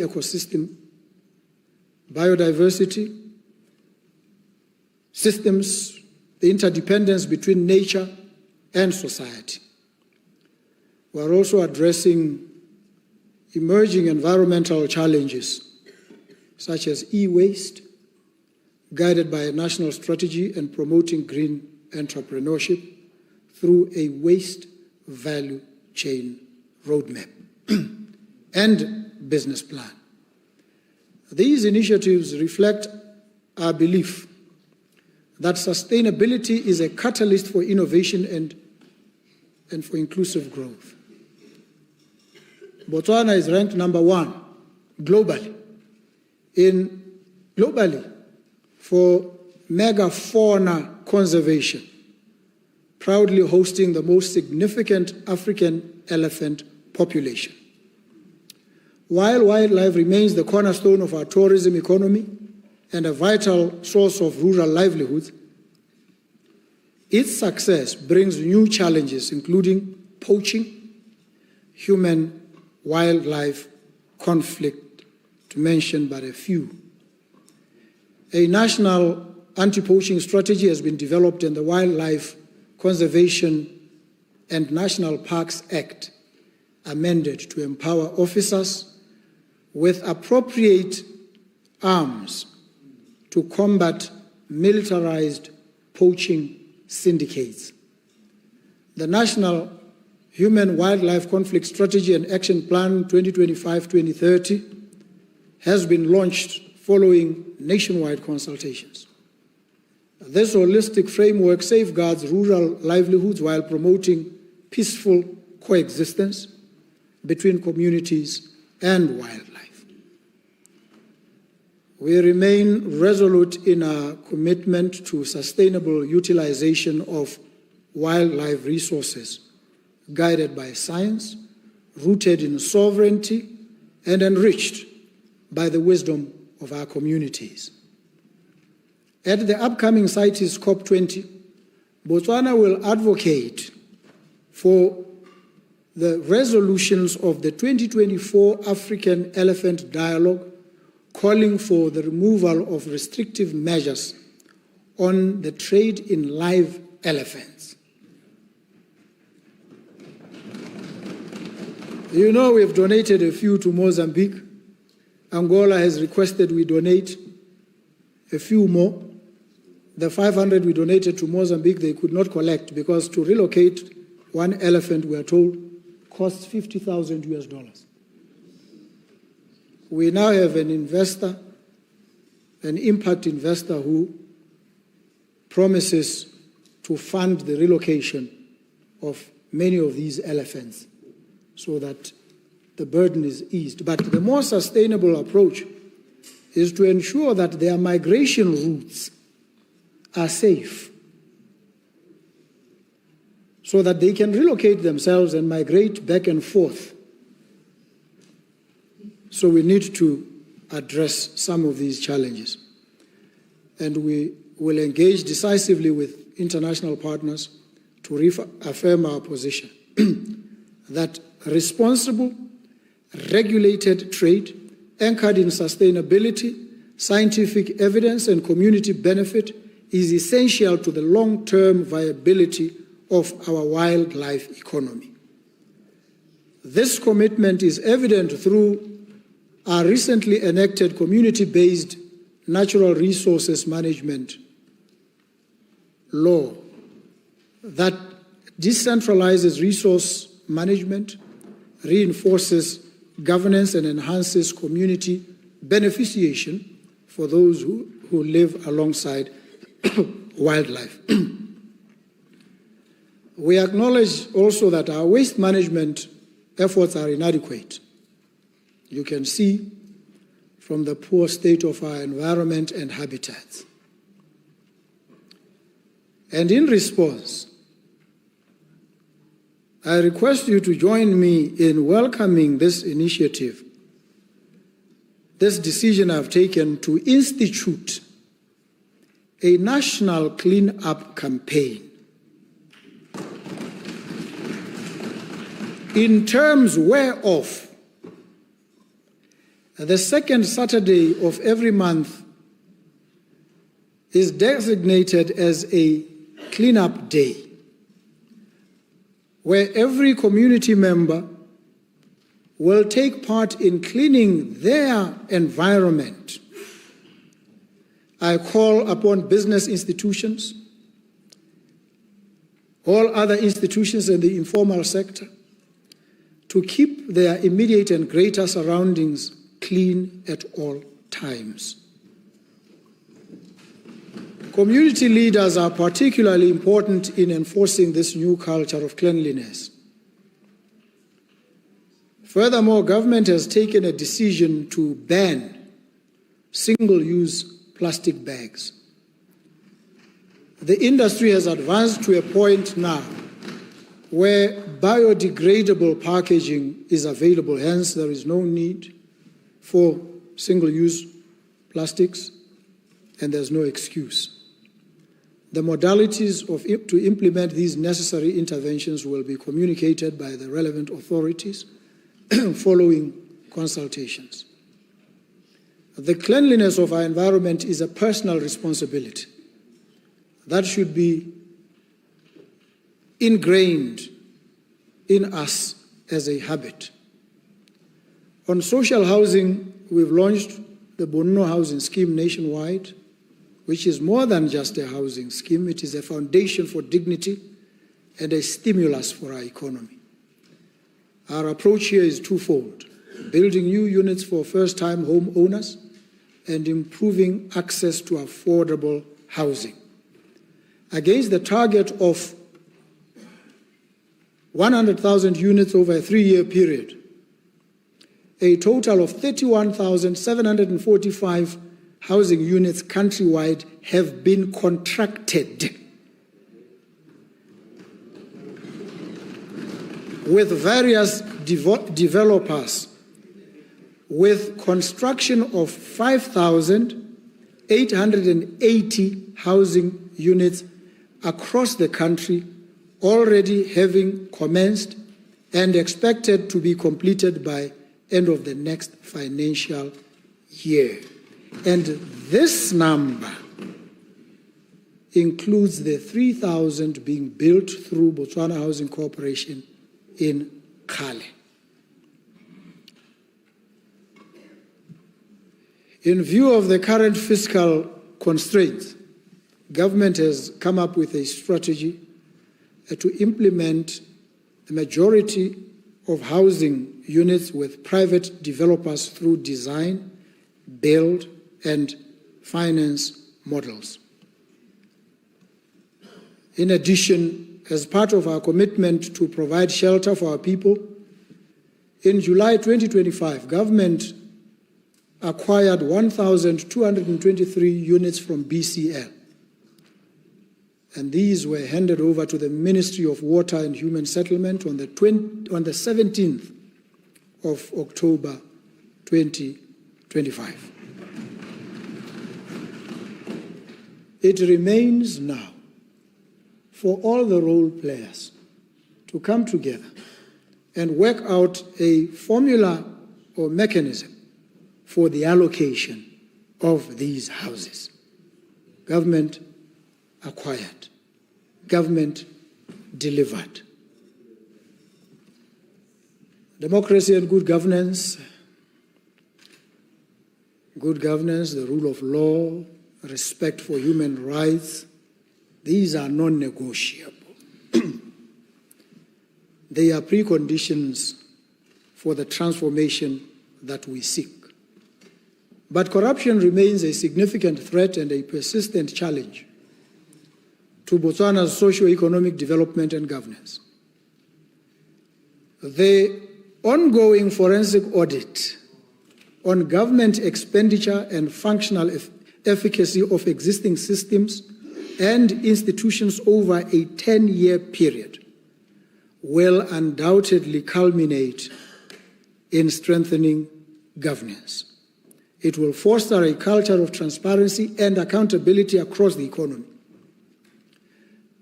Completion of the audit is scheduled for March 2026. And its findings will be acted upon. No doubt about it. In recognition of the need for a modern, independent anti-corruption institution, the government has prioritized the review of the Corruption and Economic Crime Act of 2013. The revised draft bill, currently under legal, this draft proposes the granting of DCEC with greater operational independence, including a redefined reporting structure and enhanced protections for the Office of the Director General. We draw from previous experience. We will not walk that road again. And the bill will be tabled for approval during the current sitting of Parliament. The delinking of DCEC from mainstream public service has been initiated, and it has been submitted for inclusion under NDP 12 with a projected budget of 35 million pula for development and 48 million pula recurrent. And once you approve this, it will lay a foundation for a more robust and independent directorate on corruption and economic crime. Crime stakeholder engagements regarding the project have commenced.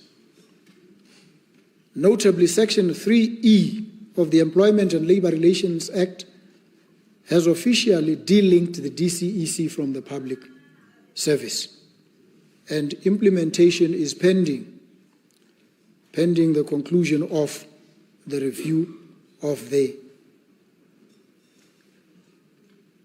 Economic Crimes Act, Corruption and Economic Crimes Act itself. In line with our efforts to modernize electoral processes, the Independent Electoral Commission has successfully developed and installed a new elections management system. And this project is currently in the process of migrating data from the old system to the new.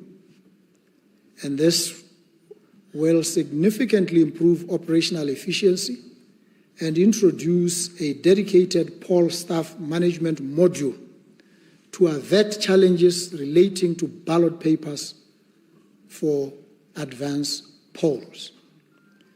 The Ethics and Integrity Directorate continues to work closely with key stakeholders to safeguard the interests of our nation. The aim here is to establish a top-tier asset declaration system that will significantly assist in monitoring the assets, the interests, and liabilities to effectively detect corruption, money laundering, and acquisition of property from proceeds of crime. Further, the Directorate, in collaboration with the United Nations Office on Drugs and Crime, is in the process of developing comprehensive guidelines on conflict of interest. Government reforms remain focused on ensuring that every Botswana, regardless of their economic status or geographic location, can obtain timely, fair, and affordable legal services. Access to justice is not a privilege, but a fundamental right. Legal Aid Botswana has begun implementing its 2025-2030 strategic plan with specific focus on reaching marginalized and rural communities. In parallel, the national rollout of criminal legal aid services has commenced following a successful pilot study which ended in 2024-2025. The ongoing reforms to strengthen the Court of Appeal will ensure that any errors can be promptly corrected, protecting citizens' rights and preventing the appeal process itself from becoming a source of delay. These reforms are a clear signal that in Botswana the rule of law is paramount, and we are building a judiciary that is robust, efficient, and worthy of the people it serves, while strengthening investor and public confidence in the competence of our courts. The Judicial Services Commission has also appointed judges to both the High Court and the Court of Appeal, and this has increased the numbers at these levels substantially. The establishment of a dedicated criminal court division will also allow for specialization, leading to faster trials, more consistent sentencing, and a focused attention on cases involving personal liberty and public safety. The primary objective of the Cybersecurity Bill, which was passed into law during the July sitting of Parliament, is to establish and empower a cybersecurity institutional framework that ensures a safe and secure cyber environment. Very, very important. The small country of Estonia, they told me, experiences millions of cyber attacks daily. Millions. Botswana, where do we stand? We've also been attacked. Many of our institutions have been attacked. And this has resulted in loss of resources, loss of data, compromised security. So this cybersecurity law helps now to protect our critical information infrastructure, and it will make Botswana a more attractive destination for investment and fostering trust in digital growth. Investors will want to come here. They will feel safe here, not just physically. We don't only assure them of the security of their persons, but the security of their data and its integrity.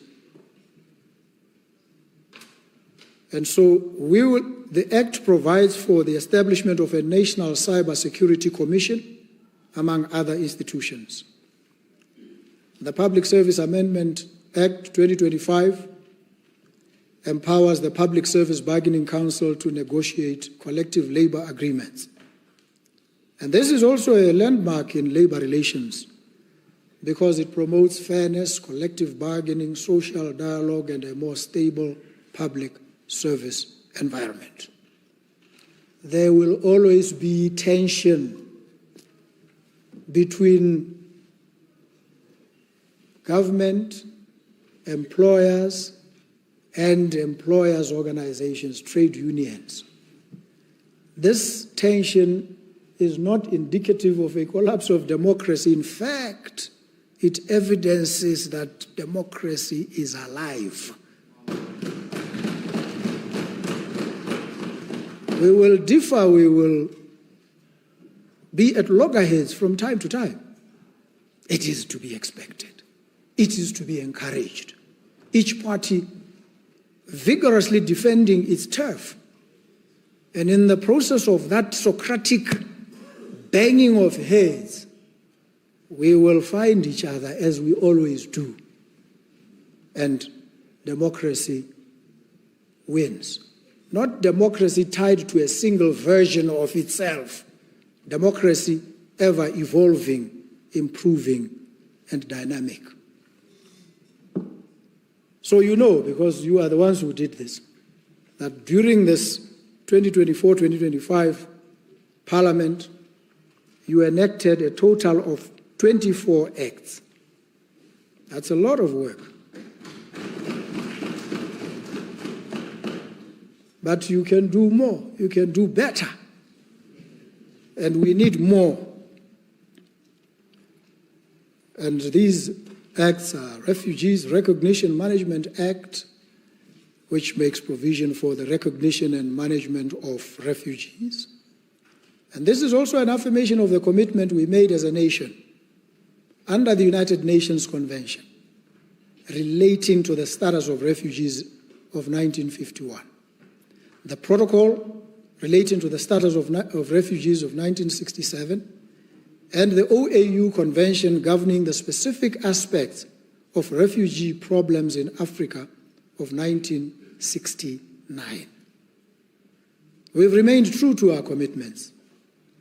And you, Parliament, also passed the Access to Information Act, Act number 16 of 2024, a salient piece of legislation to make available to the public information about the operations of public authorities and to ensure that the rules and practices affecting members of the public in their dealings with public authorities are readily available to persons affected by those rules and practices. But here's the rub. Passing the law, assuring access without the requisite infrastructure and capabilities to have this information easily accessible is in and of itself a problem. If a journalist, let's instance that situation, rocks up and says, I want access to this information, and the public officer says, oh yeah, sit here, I will avail it, but come with me so that you sit and see what I'm doing, and takes you into a huge room where it's mountains of records, some of them not properly kept, not properly archived, and you sit there for days. Next week, you can see he's trying under the Act. He's not sabotaging you. He has not rejected your request. He's trying to help you. But it is physically impossible to plow through this tome, this thick tome of documents, mountains of data, to access that piece that you need. It doesn't help. That is why the digitalization of our records becomes absolutely critical. So that when you say you have access to information, you can, at the click of a button, get that information. So that if you don't get it, we do what they do in Sweden. In Sweden, if you ask for information from a public office, they are supposed to give it to you within 14 days. If they don't, you can go to the information ombudsman, and the information ombudsman can actually criminally prosecute the officer. But once we have data, information readily accessible in this manner, we will not have all these problems. And we need to then make sure that all the supporting, the ecosystem conduces to all these. We have also acceded to the United Nations Convention on the Rights of Persons with Disabilities. We've made significant progress from a policy and legal reforms point of view, active civil society engagement and enhancement of public awareness. But systemic gaps remain, challenging us to strengthen implementation.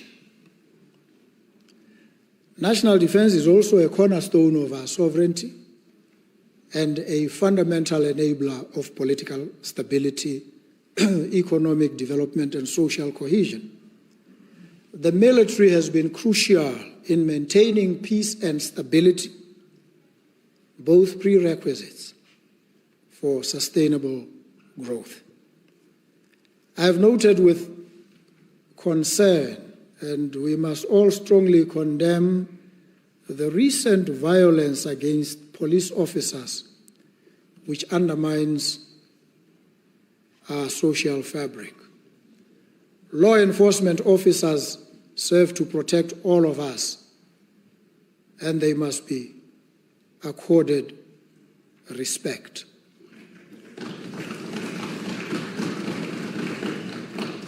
Overall, crime decreased by 8.2% in 2024 compared to 2023, including violent and serious offenses. But high levels of violence persist in crimes such as rape, murder, and robbery. The Botswana Police Service is strengthening community engagement and partnerships to address crime and reduce public fear. The National Crime Prevention Conference in March 2025, themed Forging Collaborative Pathways Towards Safer Communities, was a key platform for collaboration. The new Police Public Partnership Directorate is expected to enhance police community cooperation further. But violence remains a huge challenge to our nation's moral fabric and our social stability. In 2024 alone, police recorded 14,020 gender-based violence cases, with 4,468 of these crimes committed against children below 18 years of age. These are not just statistics. They represent shattered lives, broken families, and a threat to our collective future. To address gender-based violence, the government is reviewing the national strategy towards ending GBV to infuse emerging issues and trends, as well as our human rights approach to the provision of services. You see, gender-based violence is a complex scenario.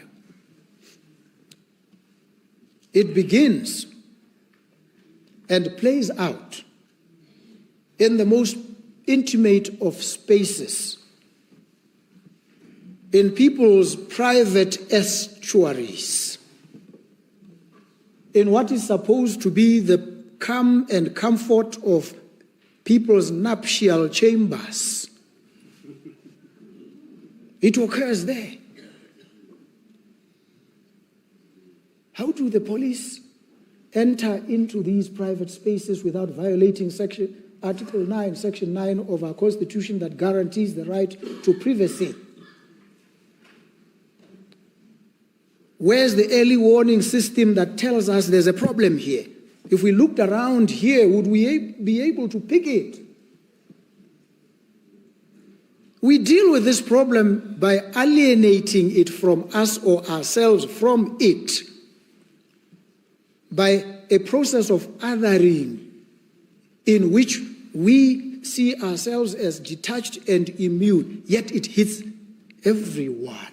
It does not discriminate. You'll be shocked. Some of the most educated people, in terms of appearances, very cultured, but abusers. And some of them may be lurking right here as lawmakers, by the way. We need to be honest about these conversations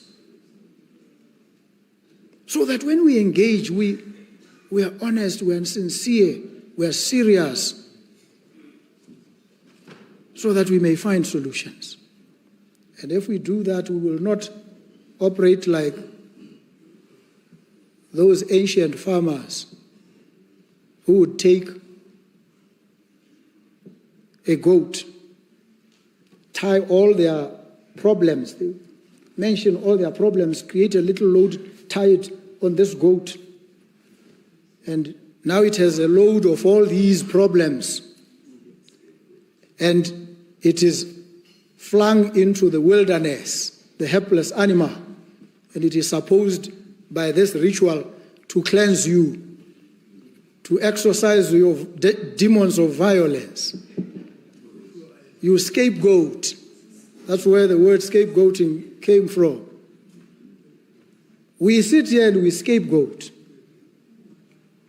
Sometimes scapegoat men, sometimes scapegoat women. We sidestep an honest engagement about the root causes and the forces that fuel this scourge. And as I say, it lurks in people's bedrooms, private spaces, police prohibited from entering. Otherwise, they would have to come, and when you sleep in your bedroom, they will be lying somewhere there to police and make sure you don't stray into this scourge. But it can't happen like that. How do we deal with it? Let's be honest. Let's avoid finger pointing, scapegoating, playing holier than thou. It's a very dangerous approach. And so we are engaged in efforts to establish gender-based violence one-stop service centers. But what are we talking about here, really? We're talking about, I think, in the main centers where a victim can flee to and receive immediate help. But what are they fleeing from? Violence already inflicted or reasonably apprehended. The challenge for us is to find the cause and stop this. All of us. And stop scapegoating young Chombo. Say she's not doing enough. What would you do? Tell us. Give us guidance. Would you go into people's bedrooms and start interviewing? When last did you slap your wife or your husband? When did you yell at him or her? How do we deal with this problem? What are the other structural defects in society that feed and fuel this problem? We say it's a no-fault divorce system. But when you go to court to seek a divorce, we want you to ascribe fault. Tell us what is wrong with this person. We said it's a no fault. You should be able to walk in and say, I want out. And in 10 minutes, you should be out. Except we have to deal with property and division. Yes, but how do we address the core issues implicated here.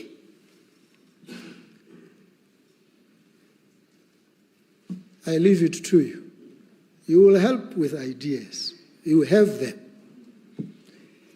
We have also started the integration of, that cohort special constables into mainstream policing. Those folk that were recruited as special constables. The problem again is those folks, if they had been put through the regular process, they would not have qualified then. So a special arrangement was created. Now we've said they must join the police force. And we take this decision when some of them are advanced in age. And the problem that comes now from the training ground is that they suffer so many injuries. It's a big problem. Many injuries because they're older. What do we do? But we have now 874 of them that are undergoing training and will graduate by December 2025. I won't tell you how many have been injured and all sorts of other problems. But another group will come in and also go through the same process. Because if we lower the standards too much, then we have a police force that is not as efficient and as competent as it otherwise should be, especially in view of the challenges that we face in this modern day and age. So we are trying to strengthen the police service. We are also trying to combat illicit drug use and trafficking. Big problem, and I've mentioned this. Big problem. And the challenge with this area is that there's a lot of money involved. And so sometimes, and this is why members of parliament will be ready to accuse and say, certain operatives of the security organs are also trafficking. Nothing is being done. You know how that comes about? Many of them were deployed there to try and sniff and gather intelligence and bring it so that this thing can be nipped. They get there, they realize there's a lot of money here. Compared to the pittance that these guys are paying me, then they are the ones who transport. They become enlisted in this. This is the problem. And so when you say, let's go out and make a lot of noise, sometimes you lie low in order to understand who these people are, who is involved. And the big players are never in the front end. The police catch a lot of people carrying tons of drugs. And you can tell this person is not the key player. The Don is sitting somewhere. You ask this one, they will not tell you. Why? Because that person there is powerful and dangerous and most likely well-connected. So these are the challenges. This is the reality.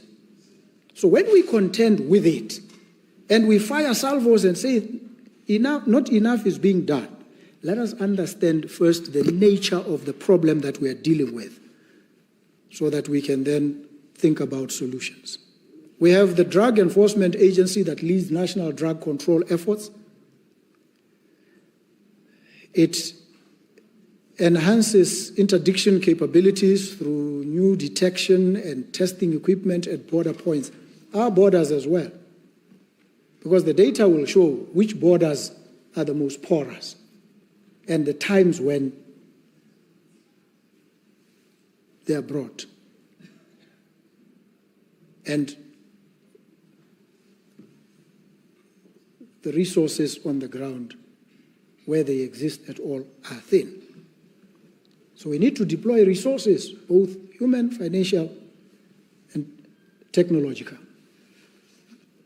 That's the only way we can wrestle with the problem.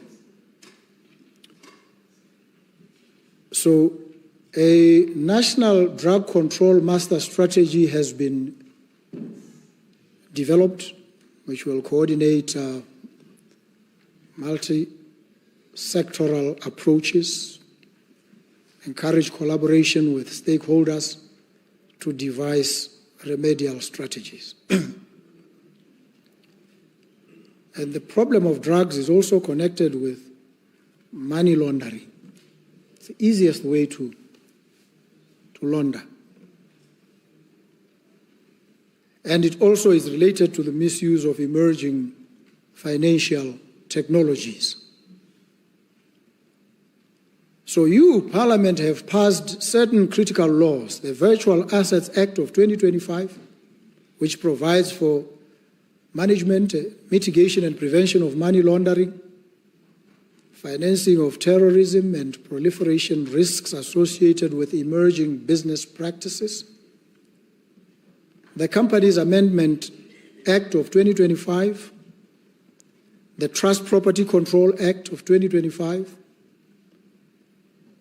which aligns legislation with the FATF anti-money laundering recommendations. We are doing the very best we can, and we will be coming under scrutiny and assessment in 2027. Under these, we need to be ready. We continue in our international relations and our global markets. We continue to support efforts to prevent conflict, engage in peacekeeping and peace-building efforts. We also are playing our role in ensuring the implementation of a reinvigorated United Nations peace and security architecture and the African governance architecture, including the African Union roadmap to silencing the guns by 2030. Now, since my last address to you, to this Parliament, we've established diplomatic relations with Kazakhstan, Kyrgyz Republic, and Oman.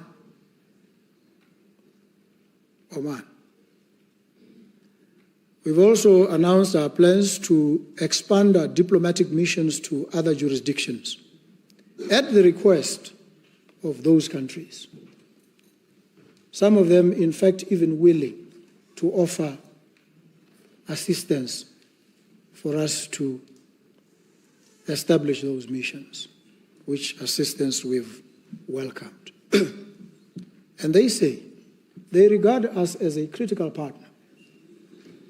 And they want us to firm up, to strengthen our relationships so that there can be heightened mutual benefit. And we've agreed. And at the United Nations, when I gave my inaugural address, I reaffirmed the government of Botswana's commitment to the three pillars of the United Nations: development, peace and security, and human rights. And I must tell you, we as Botswana command a lot of respect for our firm and bold declaration that we are a human rights-based government. If you have any doubt, you might want to call Antonio Guterres, and he will confirm to you that Botswana is regarded very highly. And I had a meeting with him, several meetings. In fact, I met him in Addis when we were wrestling with the DR Congo and Rwanda issue, where you could tell it's very difficult to bring warring parties together and have them have a meaningful, sensible engagement. Positions are entrenched. You have to wrestle. Peacekeeping is a difficult exercise. But all these tensions threaten not just geopolitical stability, peace and security. They threaten also the economies. If you look at the Russia-Ukraine conflict, Israeli-Palestine conflict, peace must be found.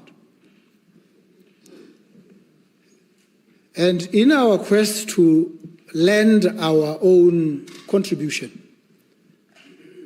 Botswana has presented its candidature to the non-permanent seat of the United Nations Security Council for the term 2030 to 2031.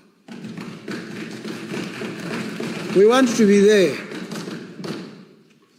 We want to be in the front lines of defending peace and security internationally and advocating for respect for human rights.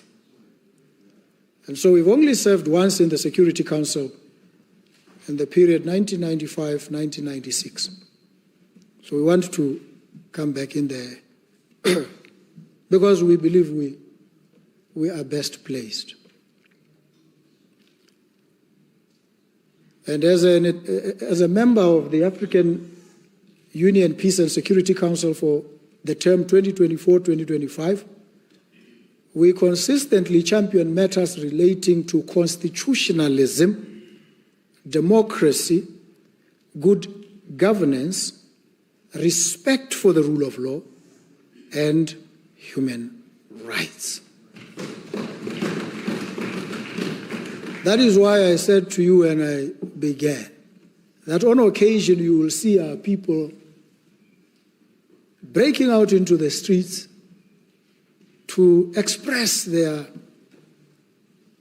displeasure at this or that. Students, workers. We are not engaging any protocols of repression against them. The police facilitate them so that they can protest. That's what we are. That's this democracy. And we're an exemplar. So we are this model of democracy, political stability, peace, and security. And we encourage other countries to emulate us, to emulate Botswana. We tolerate divergent views, and you can see president, citizens, fierce debate raging. That's the beauty. I enjoy that very much, except I want it to be issue-based, informed, with substance. Because, with good grammar, by the way, if you're going to write, especially because we've trained you to write well, why insulting those who put you through school by writing substandard work? Doesn't matter who you are. We want these things. We want quality. We must be a nation of excellence. Why are we afraid to say these things? We must say them. We must force ourselves to adopt the most exacting of standards. No mediocrity. Even here in this house, when we debate, let's do research. Information is readily available. Let's engage on solving problems, deploying different approaches, strategies, and high-order thinking. So that when you are at your parliamentary residence, you want it to be time to come to parliament because you feel intellectually nourished there. We want intellectual nourishment when we come here. Is it asking for too much? Is it arrogance to say it? If it is arrogance to demand exacting standards, then some of us are guilty as charged. But that's by the by. We advocate for credible elections in this robust marketplace of ideas. We want the best ideas to come forward, and we want a constitutional government, because in our system, the Constitution is supreme. So as I conclude, Botswana stands at the threshold of a bold transformation, reforming governance, modernizing infrastructure, revitalizing education, and diversifying its economy with purpose and precision. From forensic audits and judicial reforms to STEAM-driven learning and inclusive development, each initiative reflects a nation determined to uplift its people and secure its future. Strategic investments in energy, transport, tourism, and financial innovation are unlocking new frontiers of opportunity, while strengthened defense, diplomacy, and social protection ensure peace and dignity for all. This is more than just policy. It is a promise that every road built, every school opened, every law reformed, and every child empowered is a step toward a Botswana where integrity is our foundation, innovation is our compass, and prosperity is shared. Ours is a steady path, taken one step at a time. Kwame Nkrumah's wisdom echoes across the decades.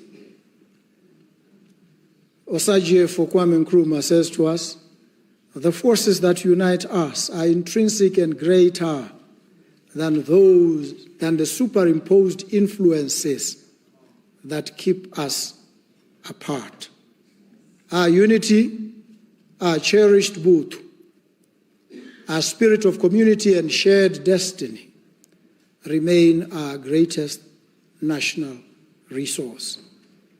They are more valuable than mineral wealth, more enduring than any commodity price cycle. It is this unity that will see us through the present challenges toward the prosperous future we all seek. We spent the last 12 months fully diagnosing the problems that have held us back: corruption, inefficiency, economic stagnation, and the erosion of public confidence. We now know where the weaknesses lie, and we have built the tools to address them.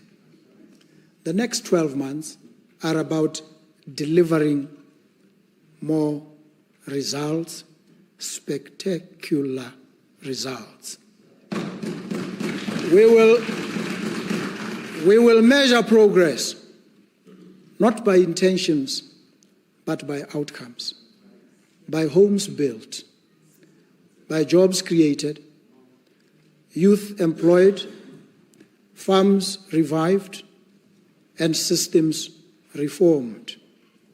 Finally, I want to encourage you, let us stay united, fellow citizens, and continue to build together the Botswana we not only want, but the one we know we can build. As I said in my inaugural address, I believe in Botswana. I believe in you, Botswana.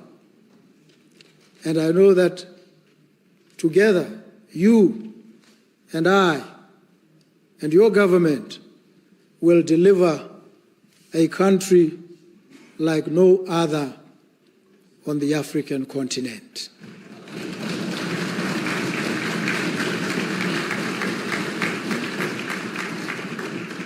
As they say in Setswana, Ke a leboga. In Kalanga, ndaboka. In my mother tongue, ndiyanibulela zihlobo zami. Makube njalo, makube hele, kube xhose. Thank you so very much. Thank you.